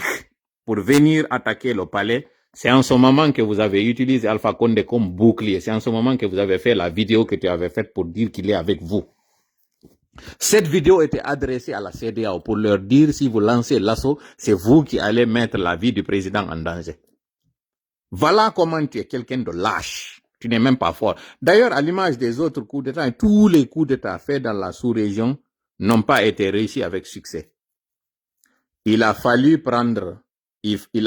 exemple au Niger, qu'on prenne quelqu'un comme bouclier, comme otage. Bazoum est toujours l'otage de ses militaires. Pourquoi au niveau du Bénin, vous avez dépêché immédiatement? C'est qu'on diront, ouais, c'est parce que du côté du Niger, du Nigeria et le Niger, du côté du Bénin et du Nigeria, c'est plus proche. Est-ce que la distance entre le Bénin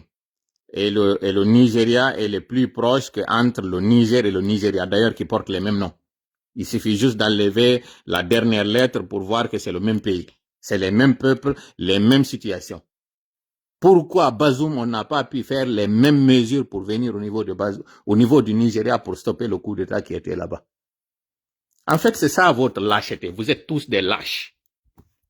Comment comprendre que vous exigez, la CEDEAO exige qu'on libère Bazoum et qu'on le rétablisse dans ses droits? Alpha Condé qui n'a pas démissionné, vous ne faites pas la même chose pour lui. Parce que vous êtes une bande de personnes qui ne préservez que vos intérêts. Vous êtes des lâches. Vous êtes tous des lâches. Mais là, nous avons compris, les gens ont compris. Vous-même, vous avez compris que vous n'avez aucun soutien. C'est vraiment indigne de votre part d'utiliser aujourd'hui des médias qui sont à votre solde. J'ai suivi hier, ou c'était avant-hier, j'ai même oublié c'était lequel des journaux, en tout cas, une fraction où on a sorti dans le journal de TV5 Afrique, une partie où on dit qu'il y avait des candidats qui étaient en train de faire campagne et puis, non seulement vous, ce média de propagande, vous ne dites pas les choses telles quelles parce que le présentateur dit que Mamadi était face à ses militants, alors que Mamadi est terré dans sa tanière. C'est le monsieur Nabé qui était à Kizidougou. Mais là, vous allez vous sélectionner des gens qui sont déjà acquis à la cause et vous faites sortir ces gens-là pour dire les femmes sont en train de faire des doléances, demander pour qu'on les fasse ceci, cela. Vous pensez tromper qui? Et ça, c'est dommage. On dit que c'est un média indépendant qui lit textuellement ce que ce bureau de communication de la France est en train de leur dire. Les papiers sont écrits à partir du bureau de ce cabinet de communication. Vous n'avez même pas honte. Et c'est ça le problème de la France. Et après, et demain, lorsque vous allez être chassé de la Guinée, c'est vous qui allez venir dire que les Guinéens ont fait ceci, ont fait cela, ou bien que la démocratie est en train de chuter alors que vous ne dépendez pas des valeurs, vous êtes en train de défendre des intérêts. Et des intérêts d'ailleurs que vous êtes en train de perdre. C'est ce qui est dommage. Vous avez misé sur le mauvais cheval. Mamadi n'a aucun soutien. Mamadi n'a aucune popularité. Parce que ce qui est en train de se passer là n'est que la pointe de l'iceberg. Déjà que l'avion qu'il veut essayer de faire décoller a du mal à décoller, comment pensez-vous que cet avion-là, il va le maintenir en altitude? Comment il va maintenir cet avion-là dans l'air? Comment vous pensez? Donc, vous êtes en train de miser sur le mauvais cheval parce que les soucis de cette gente, les soucis de Mamadi Doumbouya n'ont même pas encore commencé. Ils ne sont même pas au bout de leur peine encore. Donc, regardez déjà la trajectoire pour que cet avion-là puisse prendre la piste de décollage. Il ne parvient même pas. Votre pilote ne sait même pas comment faire décoller cet avion. Regardez les bisbis aujourd'hui. Dans son propre camp, les gens qui étaient avec lui sont en train eux-mêmes de se déchirer les chevilles. Ça ne vous alerte pas. Ça ne vous donne pas déjà ce qu'on appelle en anglais flag. A very red flag. Ressaisissez-vous et comprenez. Ce poste-là, il est celui de gens qui étaient en train de jurer par Mamadi Doumbouya qu'ils sont son soutien. Aujourd'hui, ils veulent virer vers Yero Baldé. Pourquoi? Parce qu'ils se rendent compte qu'ils ont été dupés du début jusqu'à la fin. On n'a pas mis le nom de la personne ici pour ne pas exposer la personne pour qu'elle soit en danger. Ça, c'est un soutien. Il dit, votez Yero Baldé, Mamadi doit partir. Wong a levé. Un des soutiens hier qui ne jurait que de Mamadi Doumbouya, qui insultait les gens dans les réseaux sociaux, qui le défendait bec à ongle, parce que cette personne attendait un décret, parce qu'on a promis à cette personne-là monts et merveilles. Aujourd'hui, elle se rend compte que ce n'est qu'un clan, ce n'est qu'un gang, c'est un groupe de gangsters. Ça, c'est pas nous, hein, c'est pas nous qui avons fait ce constat. Ce sont les soutiens d'hier de Mamadi Doumbouya qui se rendent compte qu'ils ont misé sur le mauvais cheval. Ça, c'est pas nous. Là, si c'est nous qui parlons, on va dire que nous avons été opposés, nous sommes contre lui, nous sommes jamais satisfaits. Ça, c'est ceux qui hier pensaient qu'ils avaient misé sur la bonne personne. Et on dit que c'est le terrain qui commande le soldat. Vous qui êtes loin là, qui pensez pouvoir garder Mamadi Doumbouya et l'aider à se maintenir au pouvoir, vous avez joué bidé. Vous êtes en train de faire une très mauvaise, vous êtes en train d'être sur la mauvaise trajectoire. Que cela soit su, compris par tout le monde. À l'endroit de cette CEDEAO, vous venez encore de vous discréditer encore de plus. Parce que lorsque vous avez été très prompt à aider M. Talon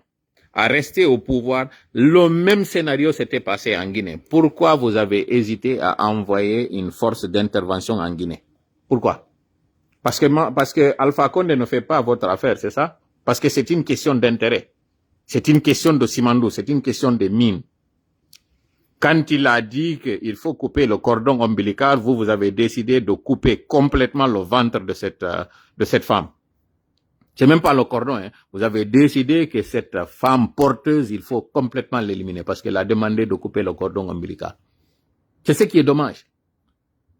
Alpha Condé, c'est un panafricain. Alpha Condé n'avait pas demandé votre départ. Il avait tout simplement demandé à ce que les échanges soient plus équitables. Voilà pourquoi il a diversifié les partenaires. Aujourd'hui, c'est vous, enfin, il y a quelque temps, c'est vous qui disiez non à la Chine. Vous avez chanté sur tous les toits que la Chine, c'est la pire des espèces. Aujourd'hui, voyant et comprenant que les États-Unis ont changé le paradigme, désormais, vous estimez que les Chinois sont devenus tout d'un coup halal. C'est devenu licite, ils sont devenus fréquentables. Build Your Dream, BYD, c'est une marque chinoise. Allez en Europe. Vous allez la voir, elle est en train d'être vendue comme pas possible. Regardez l'étiquette de vos habits, de vos ustensiles, tout ce que vous êtes en train d'utiliser. Regardez, c'est produit où? C'est produit en Chine. Mais voilà le problème. Les Occidentaux nous font croire que la Chine, il faut l'éviter. Ils n'ont pas tout à fait faux. Mais lorsque on pense écarter la Chine d'un trait comme ça parce que elle est en train de prendre du poil de la bête, elle est en train de prendre de l'espace et qu'il faut justement, comment j'essaie de trouver l'expression, c'est qu'il faut réglementer, c'est qu'il faut, il faut réduire ce talent. Mais vous savez que si aujourd'hui cette production chinoise, on la retire du marché, il ne va rester rien sur nos étalages de consommation. Mais c'est vous qui utilisez des médias pour nous faire croire que tout ce qui est chinois est mauvais. Pendant ce temps, vous, ce que vous êtes en train de faire, bon, c'est pas tout le monde et c'est pas tous les Occidentaux. Moi-même, je suis dans un pays occidental, je mange occidental, je suis un occidental. Dans la culture, dans l'adoption, dans tout ce que je fais, je suis occidental. Aujourd'hui, plus que même africain. Mais soyez juste, soyez sincères, dites la vérité, soyez objectifs. La Chine n'est pas aussi mauvaise que vous êtes en train de prétendre. C'est une question d'intérêt. La preuve aujourd'hui, elle est là. Lorsque la Chine a changé, lorsque le paradigme sur le plan international est en train de changer, vous-même vous faites des pas pour aller vers la Chine. Président Macron, récemment vous n'étiez pas en Chine. Et c'est vous qui nous faisiez croire que la Chine c'est un danger. Parce que la Chine est en train de venir en Afrique, comme d'ailleurs la Russie, comme est en train de le faire l'Inde, comme est en train de faire le Brésil, les pays de BRICS. Voilà le problème que nous avons. Et tant que vous êtes en train de soutenir des dictateurs, vous êtes en train de soutenir des sanguinaires, des bandits, des gangsters, vous allez toujours être battus, vous allez toujours être chassés, vous allez toujours être honnis. Et vous devez comprendre ça. Les valeurs sont des valeurs qui doivent être appliquées partout. Et les règles doivent être les mêmes règles pour tout le monde. Vous ne pouvez pas du tout être prompt à rétablir M. Talon parce que vous voyez là un enjeu capital. S'il y a un coup d'État qui donne accès aux pays continentaux, l'accès à la mer, c'est foutu pour vous. Vous ne pouvez plus jamais étrangler les pays du Sahel. Voilà pourquoi vous avez agi. Mais alors, pourquoi vous n'agissez pas de la même façon pour la Guinée? Pourquoi? Vous envisagez de faire la même chose pour la Guinée-Bissau. Pourquoi vous n'avez pas fait ça pour la Guinée-Conakry? Pourquoi? Soyez conséquents. Arrêtez ce cinéma, arrêtez cette mascarade, arrêtez ce que vous êtes en train de faire. Ça ne vous honore pas, ça n'arrange personne. Parce qu'on dirait que parfois vous avez un amour pour ces instabilités, vous avez un amour pour ce chaos. C'est à se poser des questions. Parce que vous ne pouvez pas du tout fermer les yeux sur ce que Mamadi est en train de faire. Regardez les dérives aujourd'hui dans le pays. Le pays en lambeaux, l'économie est à terre. Des enseignants sortent pour réclamer leur dû. Des droits à eux, on vient sur des élèves, on les gaze. Du gaz lacrymogène, on tire sur des écoliers, des enfants. Vous avez vu des images d'une petite fille qui a à peine peut-être 7 ans, 5 ans, qui doit être protégée par tous les moyens. Des bidas se prennent des armes pour venir tirer sur cet enfant-là. On l'a blessé. Heureusement, elle n'est pas décédée, mais on est allé jusqu'à la blesser. Et ce sont ces gens-là que vous êtes en train dont vous êtes en train de parler au niveau de vos médias. Qui vraiment êtes-vous? Est-ce que vous avez un cœur? Est-ce que vous avez ce qu'on appelle scrupule? Sincèrement. Et c'est vous qui avez le kilo d'aller dénoncer parfois ce qui se passe dans certains pays parce que ça ne cadre pas avec vous, vos idéologies. Ça ne cadre pas avec vos intérêts. C'est comme ça que vous avez fait en Libye. C'est comme ça que vous avez fait partout. N'est dictateur que celui-là qui n'est pas en train d'agir dans votre intérêt. Sinon, Paul Biya est là. 9e mandat. Vous ne parlez pas de lui. Pour revenir à la Guinée, lorsqu'il s'est agi de faire un assaut pour libérer Conakry, la capitale Sierra Leone était à quelques microns du palais Sékou Touré. Pourquoi vous n'avez pas fait venir un MiG pour venir bombarder le palais afin qu'on déloge? Parce que c'est ce que vous avez fait. Bombarder les alentours du palais pour déloger cette colonne qui venait vers le palais aurait pu stopper net la progression de Mamadi Doumbouya. Pourquoi vous n'avez pas fait ça? Et en ce moment, même si vous alliez encercler la présidence, mais au moins vous auriez exigé, parce qu'ils n'allaient pas tenir longtemps. Ils devront se rendre à un moment donné. Et en contrepartie de rendre le président en vie, ils allaient avoir le salut. Ils allaient avoir une garantie qu'il n'allait pas y avoir ils n'allaient pas subir de grandes conséquences. Pourquoi vous n'avez pas fait ça? Pourquoi? C'est une question. La CEDEAO, vous devez comprendre que vous devez vous réveiller maintenant. Mamadi ne peut pas blanchir ce coup d'État, c'est impossible. Si des pays de l'AES ont décidé de quitter la CEDEAO, c'est parce que vous n'avez pas été juste. Les peuples de l'AES ont soutenu les jeunes malgré les difficultés qu'ils subissent aujourd'hui, mais ils ont vu que vous n'avez pas été là au moment où ils voulaient que vous soyez là pour eux. La Guinée est en train de voir la même chose. Pourquoi attendre que les choses pourrissent pour venir en gendarme? Pourquoi ne pas venir avant que le feu ne soit là? Regardez ce poste-là, un journaliste que vous connaissez. Et on parle, les journalistes font partie de ces corps de métier qu'il faut protéger à tout prix, qu'on ne doit pas toucher. Lorsqu'il y a un journaliste qui est touché sur le terrain de combat, vous parlez de lui, vous faites toute une solidarité. En Guinée, combien de journalistes aujourd'hui sont malmenés? Combien d'activistes de droits de l'homme sont malmenés en Guinée? Est-ce que vous faites même de ça un commentaire? J'ai été sidéré l'autre fois de voir que, parlant de la presse, je me rappelle pas, le journaliste qui a parlé de ça. D'ailleurs, vos médias, quand je regarde vos médias, je suis répugné. Quand je les écoute, je suis répugné. Parce que ça saute aux yeux. Vous ne cachez même plus le mépris que vous avez pour les droits de l'homme quand il s'agit de la Guinée. Vous n'en faites même pas un gros titre. Vous parlez de ça de manière survolée. C'est même à vomir quand on vous entend dans vos plateaux de télé parler de violation de droits de l'homme au niveau du Moyen-Orient. Quand vous parlez de Gaza, quand vous êtes en train de parler du Soudan. Pourquoi attendre que les choses pourrissent pour venir maintenant en régulateur alors que vous auriez pu agir avant que ça ne soit plus trop tard? Cette femme-là, nourrice, réclame qu'on lui dise où se trouve son mari. Aucun mot. Monsieur Macron a rencontré Aliouba au début de son ascension. Aliouba aujourd'hui est victime d'un emprisonnement injuste. Vous n'en faites rien, vous ne dites rien. C'est pas à vous justement de le faire. Hein. Nous vous demandons vraiment pas sincèrement, nous vous demandons pas d'agir à notre place. C'est pas à vous de le faire.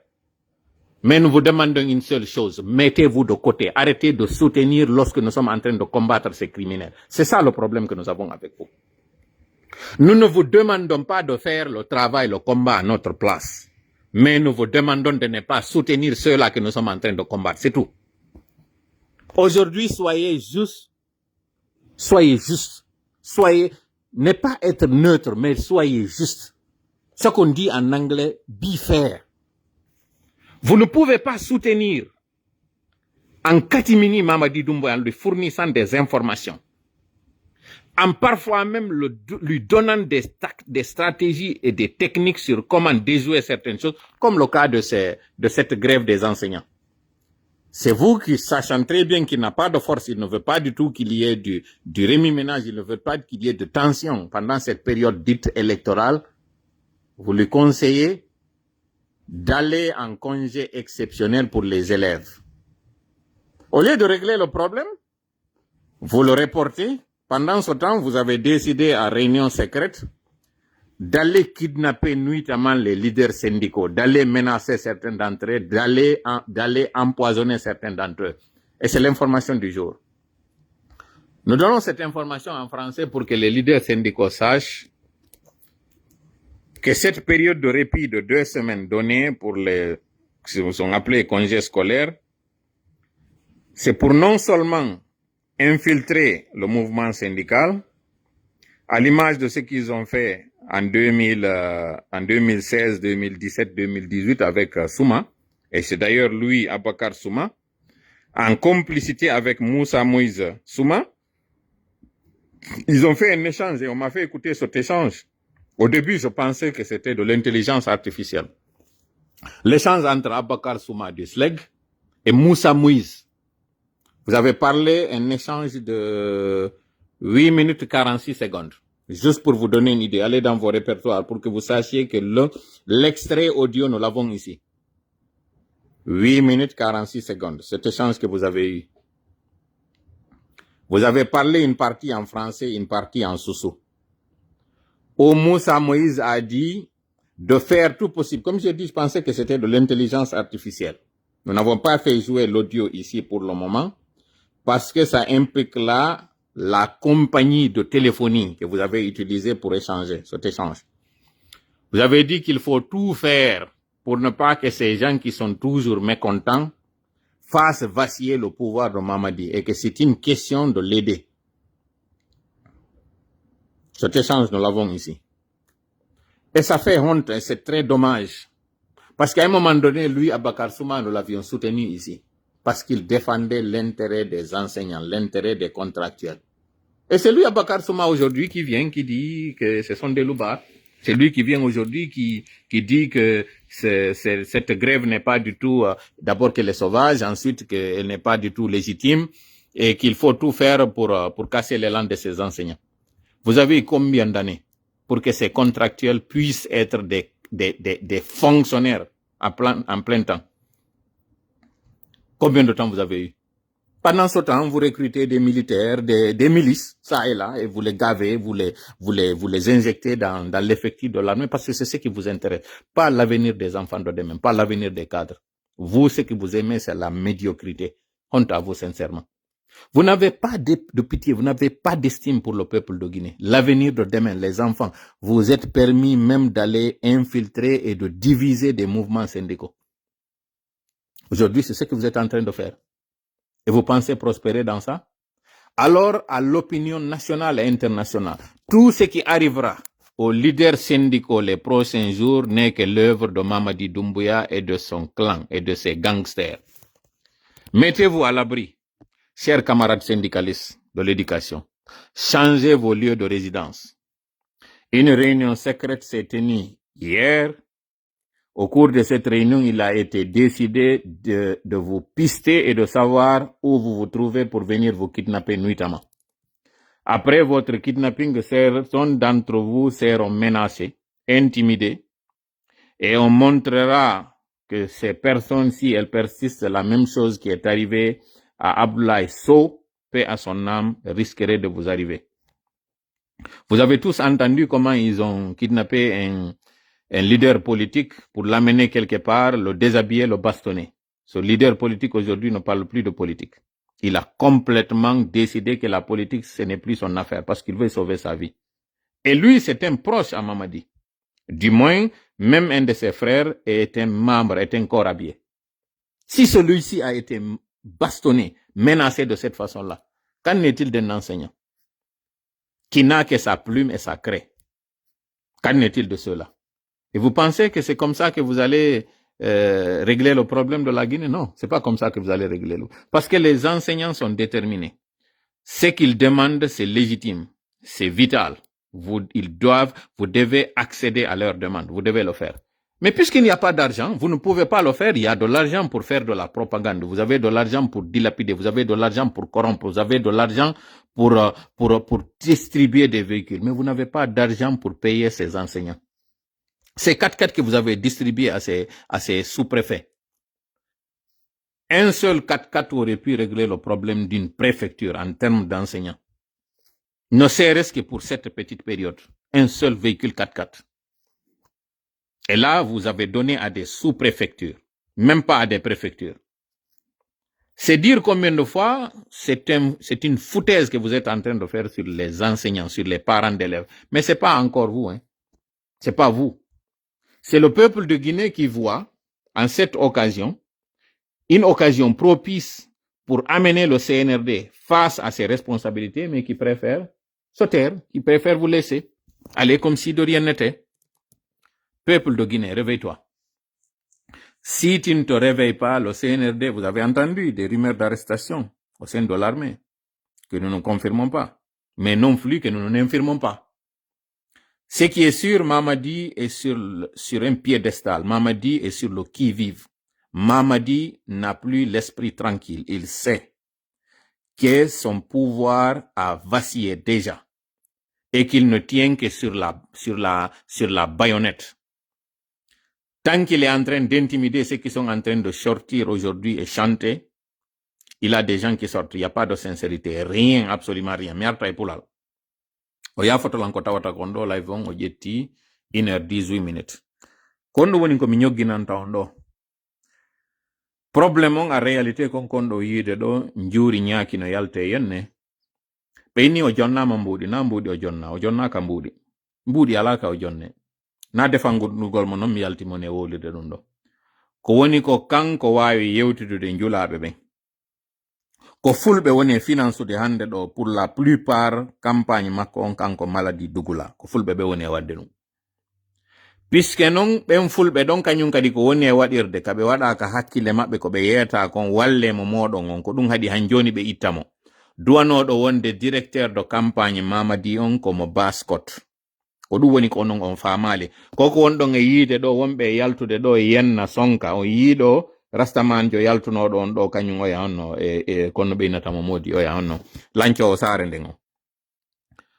ko nelube mo bentawbe bembe woni frustré ko kambe neli mo yalte sonko on nani no wowlide non oni sa yeyi fuuta ko be fuuta ben tawata no gollude ton sa yeyi hotgine ko be hotgine ben tawata no gollude ton sa yeyi foore ko be foore ben tawata no hikina yeso no gollude ton fi on dum kambe basgine na be basgine ben jonna wadugol golle hande wadde basgine den ko sos o wowli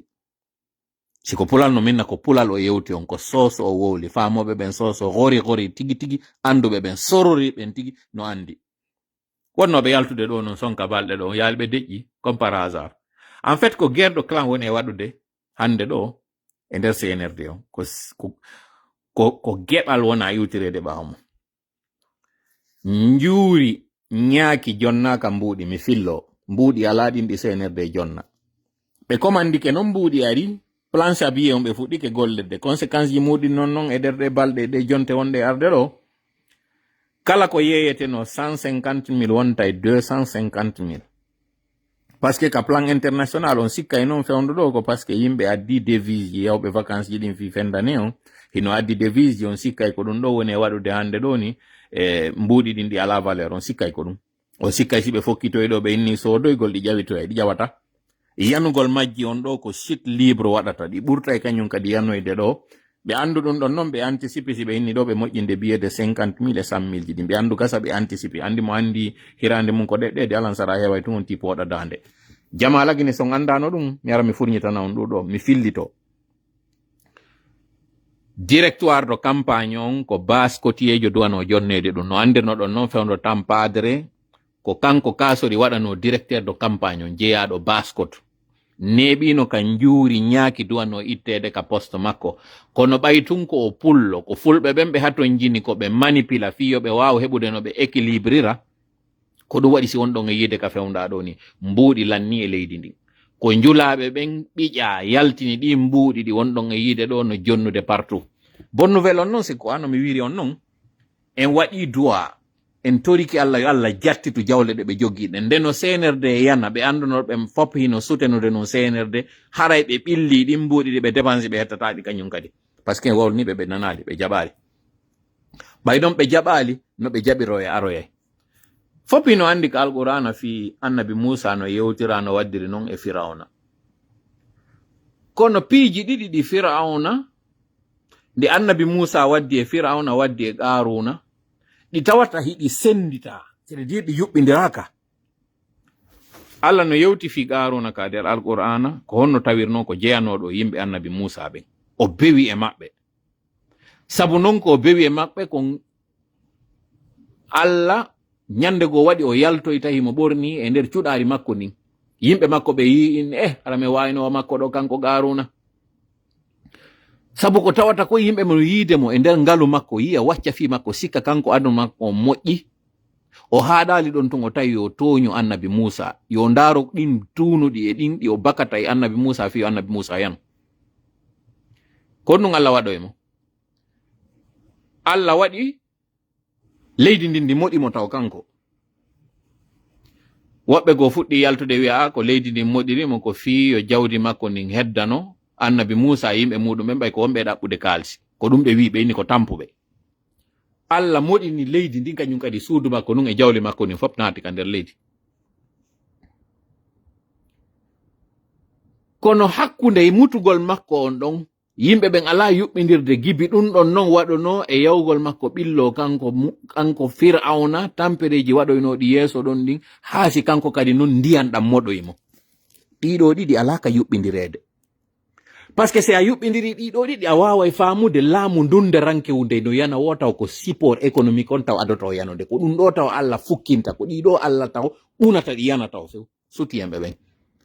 sattende nden non on tuma noon si nde aroya ha laamiɗo non o fiida o mono hande kadi o yalta non ka o suuɗi ɗon o yalta non hande kadi ka orgueil makko ka confort makko par ce que o desida ɗum ɗo ko min tigi moto ka terrain yaha régloya ɗum ɗo mijite dadis ñande o anduno laamu makko ngo fuɗɗike soñjade na kanko tigi yaltuno ka pale makko yehi tawoy tumba si tappimo fiyon ɗum Firawna hani no immina soldaɓe muɗum ɓe wi'a jokkiteɓe yaho nangoyoɓe addanno lamɓe ka pale ɗo ɗon sika kondu waɗi si Firawna kañum tigi ɓorni coñci muɗum ɗin ƴawi e hoore pucci muɗum ɗi wi jokkitay ɓe ɗo fiyon ɗum soldaɓe makko ɓen tun yo naali ko ya waɗoya ɗum ɗo a waɗo kañum kadi mamadi o yaltay ka woni ɗon ka pale makko o yaltay ka o suuɗi ɗon Parce que sattende den crise ko wonɗon e yiide hande ɗo no yennidire wonnoɓe ka kam makko ɓen division on waɗay tellement que kanko kadi o inna par sentiment de fierté de dignité koma o yalta o régla ɗum ɗo holla ki yayin entente holla jama on qu'il est populaire yo yalta noon deññande o yakko waɗoyta kon. Mamadi, si tu es courageux, tu es fort. Arrête de te cacher, sors. Sors, fais comme Alpha Condé avait fait en 2020. Va à Zérekore, va à l'intérieur du pays. Sors de ta réserve, sors si tu es homme, sors. Arrête de te cacher. Dévoile-toi au public, montre que tu as le courage. Montre que tu es un soldat, tu as appartenu à la Légion, que tu es allé, tu as fait fort, montre. Montre que tu es digne d'un Fakoli, Mamadi. Sors. Arrête de te cacher. Même pour ôter ta tenue, tu as dû faire ça en catimini. Ta nationalité, tu avais fait la demande qu'on te décharge de ta nationalité, mais ta femme t'a conseillé qu'en faisant ça, tu risques gros, parce que le jour où on t'attrapera pas, la France n'agira pas pour venir pour aider son citoyen. On dira que c'est une affaire guinéo-guinéenne. Si en ce moment tu as reculé, ça montre que sans la France, tu n'es rien. Sans ta bunkérisation, tu n'es rien, Mamadi.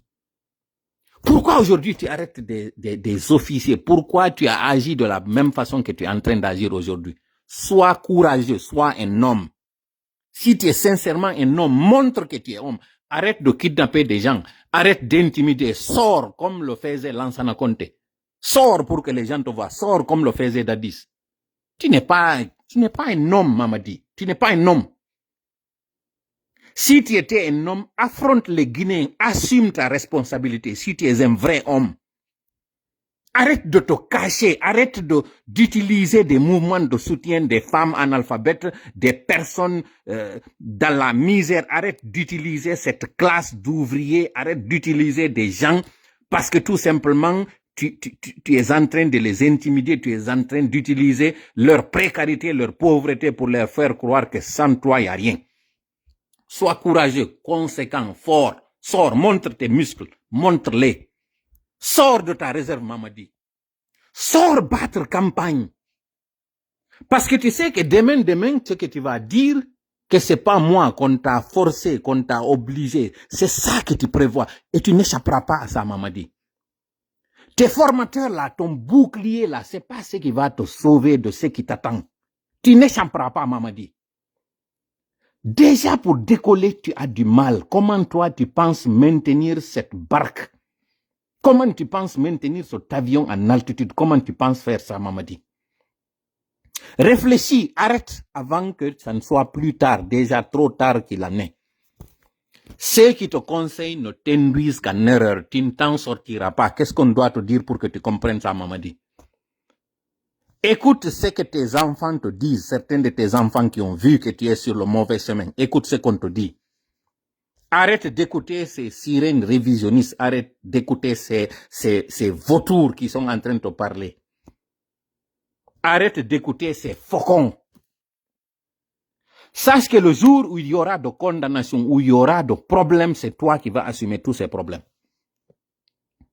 C'est en ton nom que c'est fait. C'est sous toi que c'est en train d'être fait. Tu n'as condamné, tu n'as dit à personne d'arrêter.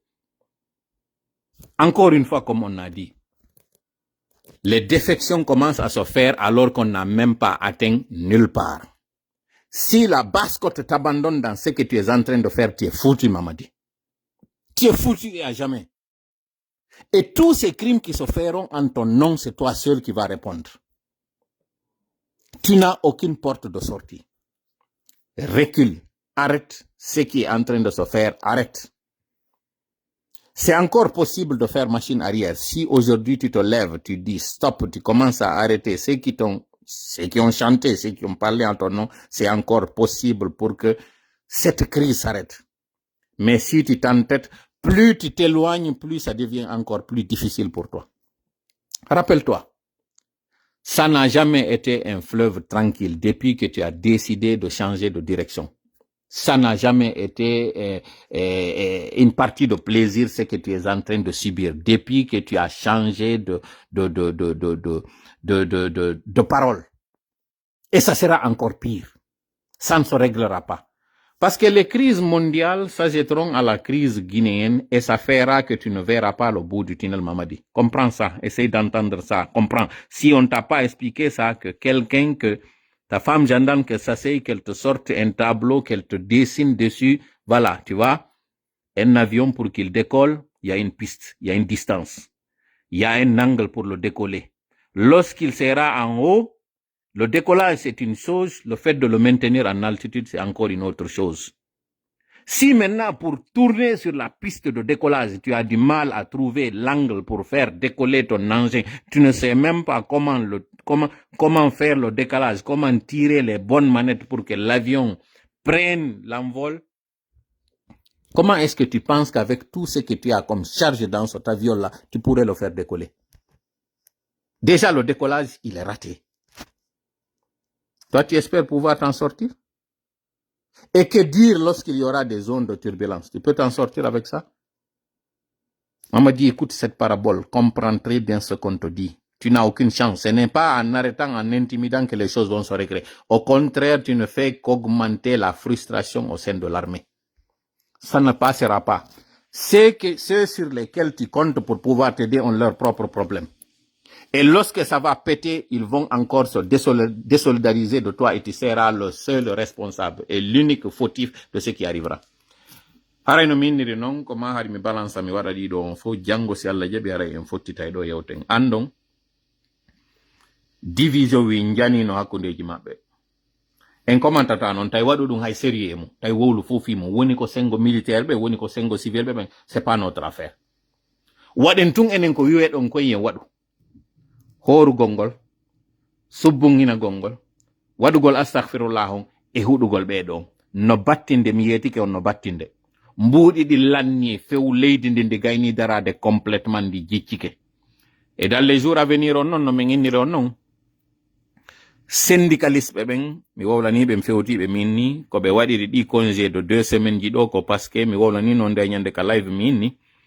be sigiri ben kambe be faamu ko fewndo do Mamadi tappete ko fewndo do o landete fewndo do ka o landa o wada parce que o hattana fewndo do yo gere wadu sengo hotgini hari on sikkuno ko don tun awa kadi sengo baskini on kadi séparé o yida fewndo do ni di lekkol ji do yo be lekkol be do yaltu bimbi kala memmino andi manifestation ji din kon non be hubindortodi be aray woni e point sensible ji din do yimbe be yaltu be ado kambe yaltinde arsenal mabbe o l'école on nun gasata awata arde l'école jetta sori nada ka der l'école to l'image déjà elle est très mal vue yo yimbe yu pick up jeno dari e binde l'école sukabe l'école be non jamais aimé yugo sori ka binde l'école mabbe ko men jangi l'école fop meden andi teni ji didi dindi weldali teni école jo e teni sori didi de weldali ha hande sidi ari tun di fotti goddo e mabbe e gay kono dido didi wawale hejjude jon non fi wata ɓeɗo l'école ɓe memminano mo ɓe wakkili wiugo yo l'école fermé alors que congé ji ɗi hewtali ɓe fermi ɓeɗo jon non l'information du jour c'est que syndicaliste ɓe ɓe décidi ɓe waɗi hanki réunion secrète ko hiccanki ɓe fuɗɗi réunion ɓe ɓe landiti hanki il a été décidé pendant ɗi période de congé ji ɗo ɓe yaha ɓe nanga syndicaliste ɓe andi ɓen ko leader ɓe sifa michel ɓe andi ɓen dow ko towɓe ɓen ɓe yaha ɓe nanga ɓe infiltra woɓɓe goo ɓe yoɓa woɓɓe goo fiyo ɓe boycott murandum hande kadi be dannina duma onon l'école be ben ande ko contre modo wona wadirede onon kadi enseignant be ben andon ko yewre be woni on e wadude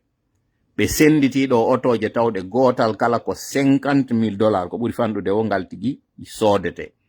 $50,000 fois nombre sous préfecture ji di lagine jogi din fo di mbudi do fo si awtindirama sous préfecture ngotum otowal ka jonna yona no préfecture on fi enseignant be ben on préfecture kala 33 préfecture no ngari do be wadde o découpage mabbe keso do pick up jes cappanɗe tati tu yonino fi dum do cappanɗe tati calculer don 50,000 fois 3 33 $50,000 gotal kala fois 33 préfecture jini wattoron don Conakry 34 ɗiɗo son calculi 50,000 waɗon ɗiɗo mbuuɗi en franc guiné ndaron ɗon ko enseignant ɓe jello heɓata andi ton ɗo non ko sous préfecture ji wonɗe yewde fi mum 300 et quelques sous préfecture sapeur pompier ala e leydi ndin l'école ji yeɗɗuɗi ala e leydi ndin laptaneji yeɗɗuɗi ala e leydi ndin ponji ala e leydi ndin insécurité ñande o goɗɗo no maayi e ɗi accident ji ɗo donc ko haqqeji moɗon ɗi tawata darane haqqeji moɗon ɗin ton accituɗi few imme yo guinéɓe ɓen fof immo ɓiɓɓe moɗon ɓen wota ɓe jooɗo ka cuuɗi ɗo ni ɓe ala yaade l'école kamɓe ɓiɓɓe maɓɓe ɓen no janngude e l'école ji à l'étranger ko ɗum waɓɓe blogueur ɓe maɓɓe ko onno yaltude ɗo ina toon tewtoɓe ɓen ka jannanir toon ɓe innude yon suɓɓu leydi moɗon ndin ɗo kamɓe ɓe ka jannanir toon kono ɓe wowlata tuma tawi ɓiɓɓe maɓɓe ɓen ɓe woni e defandude ɗon kañum no janngude ka jannaniri ɓe arde ɓe inna ono ɓiɓɓe moɗon ɓe wota yaw ka l'école alors que ɓe ka l'école privé ji ɗon yoɓi fi on période mo wona wiyeede ɗo on yahata ka l'école onon kadi wonɓe janngude ɓen wota on jaɓu ɗum ɗo waɗa yalte on congé kaɓe inni o jonni on ɗo ɓe andi ko ɗum yiɗo ɗon yalte exigeon congé wata wonde woɓɓe moɗon koye salle d' examen woni ko niveau moɗon on wona e ɗum annede ɓe acciya ɗon no haasi ɓe négocie ɓe aroya noon hannde kadi ɓe bombardoya on noon hannde kadi programme on soit hitande lannara on gaynali programme on sujet ji ɗin aroya lande ɗon ko tawata on janngali maɗum ɓe waɗanoy on cours de soir ji ɓe innoya ko cours de rattrapage alors que ko kamɓe woni waɗa responsabilité ji maɓɓe ɗin l'un ou l'autre à partir de jeudi prochain l'école ji ɗin fop enseignant ɓe yeete l'école ɓe moɗon ɓen congé ji ɗin on tawtali ɗi ɓe immo ɓe yalta ɓe exige yo famotire si ɓe exigali ɓe accidi on e moɗon ɓe accidi on e ɗi dakkali ɗo ɓe hendoton ɓe nangiray on ɗo ɓe wara mouvement moɗon hande kay vous revenez à la case de départ hay ko heɓuno ɗon kon ɓe jattay mi fillito on non jannoɓe l'école ɓen fewte l'école ɓe moɗon ɓe wi on ko inna ɗo congé ko ɗayne ɓe woni on e waɗude na congé a réalité ɓe woni e wadde ko fiyo ɓe ɗannin konko fokkintinɗon contestation moɗon on ɓe divise on entre temps ɓe nanga woɓɓe e moɗon ɓe accoya ɗo non haalo 5 ara ɓe gayni hande kadi noon joƴƴinde hoore maɓɓe addoya noon hande kadi soori ɓe ara ɓe militarisa l'école ji ɗin fof kala memminoɗo e moɗon nangue naɓe taw mawɓe muɗum koye yoɓo e mbuuɗi fiyo hetto mi tori kala woni ballo meɗen allahuma min hawrinde en sawaba pendant que live on heeɓi ɗo 1h36 minutes janggo e jonnidi rendez vous fi aroygol commenta e dalle certains détails mi yeeto on ɗo woɓɓe maɓɓe ɗo ɓe wonɗon e yiide ɗo ino waɗude mouvement ji dans certaines préfectures ko mbuuɗi honɗi ɓe utilise konko ɓe woni e wadde ɗi mouvement ji soutien ji yi on noon tawon ko wonnoɓe hanki ino haɓidi tawnoɓe hanki yennidiri par ce que woɓɓe considéri ko kaari woni sabu min mi yaltinede ma ko kaari wonno bonnude lan inde ma ɗum kaari hari ko contre an no wonno ko ɓen hande ɗo woni e jonnidirde juuɗe hoore ɓe ɗurodirde e hoore ɓe monodirani mais puisque ɓe hersi ɓe wawata artude woɓɓe maɓɓe ko tawnoɓe déjà fokkitani candidat go'o tawɓe hande woɓɓe maɓɓe reka laama ɗo woɓɓe ko fokkitinoɓe yawgol sutinoya ɓen candidat ɓe ɗon ɓe tawi ɓe wata sutenude mo kanko maladi dugula ko ɓen candidat ɓe ɗon ɓe onno yaade ɓe sutena woɓɓe maɓɓe rekala yahaali e ɗi élection ji ɗo ko ɓen wonɗon yiide hande ɗo no luttiti nder ton ɓay feere ala hino wallitade mamadi par ce que ɓe hersi ɓe wawatade yiltitade e meɗen ɓe inna ɓe arti quand même par ce que ɓe andi hersa ka ɓe mari kan ɓe wawata luttude nder ton ɓe yi hande kadi ɓe tedda ɓe yi hande kadi ko woɓɓe go wona darede fimum e opposition janono entre Sellou Balde e kanko Ousmane Gawal e balɗe ɗo non yeeɓe yalta ɓe famina ka yayri en ɓay tumi yaltimi o wuri ɗum ɗo ko min gollinta ɓe mi yetno min Mamadi yaltata waɗa campagne mi wowlanno ɗum ɗon ya plus de 2 mois ado hay o wiide o waɗa e candidature makko minina kanko wowlata o annonça o waɗa e discours mo tawata sabu komi yalti mi wowli on discours contenu makko on finalement o wowlali on discours o yalti tun o liɓi hande kadi candidature makko on yeeso jama on fo paf o innino komi candidat o yilti o yeeyo suuɗoyi kañum kadi ka nder wande makko o suuɗoyi ton awa ɗum ɗo kadi ɗe balɗe ɗo mi yeetike on minni wonnoɓe waɗude ɓen fop mouvement ji deƴƴiti minni kono ɓay tun mi wowli ɗum ɗo yiya ɓe memmino kañum kadi ɗe balɗe ɗo yiɓe memminike sengo fuutari ndin ko mbuuɗi maɓɓe na mbuuɗi sennerde ɓe woni e yaltude ɓe dépensa ɗo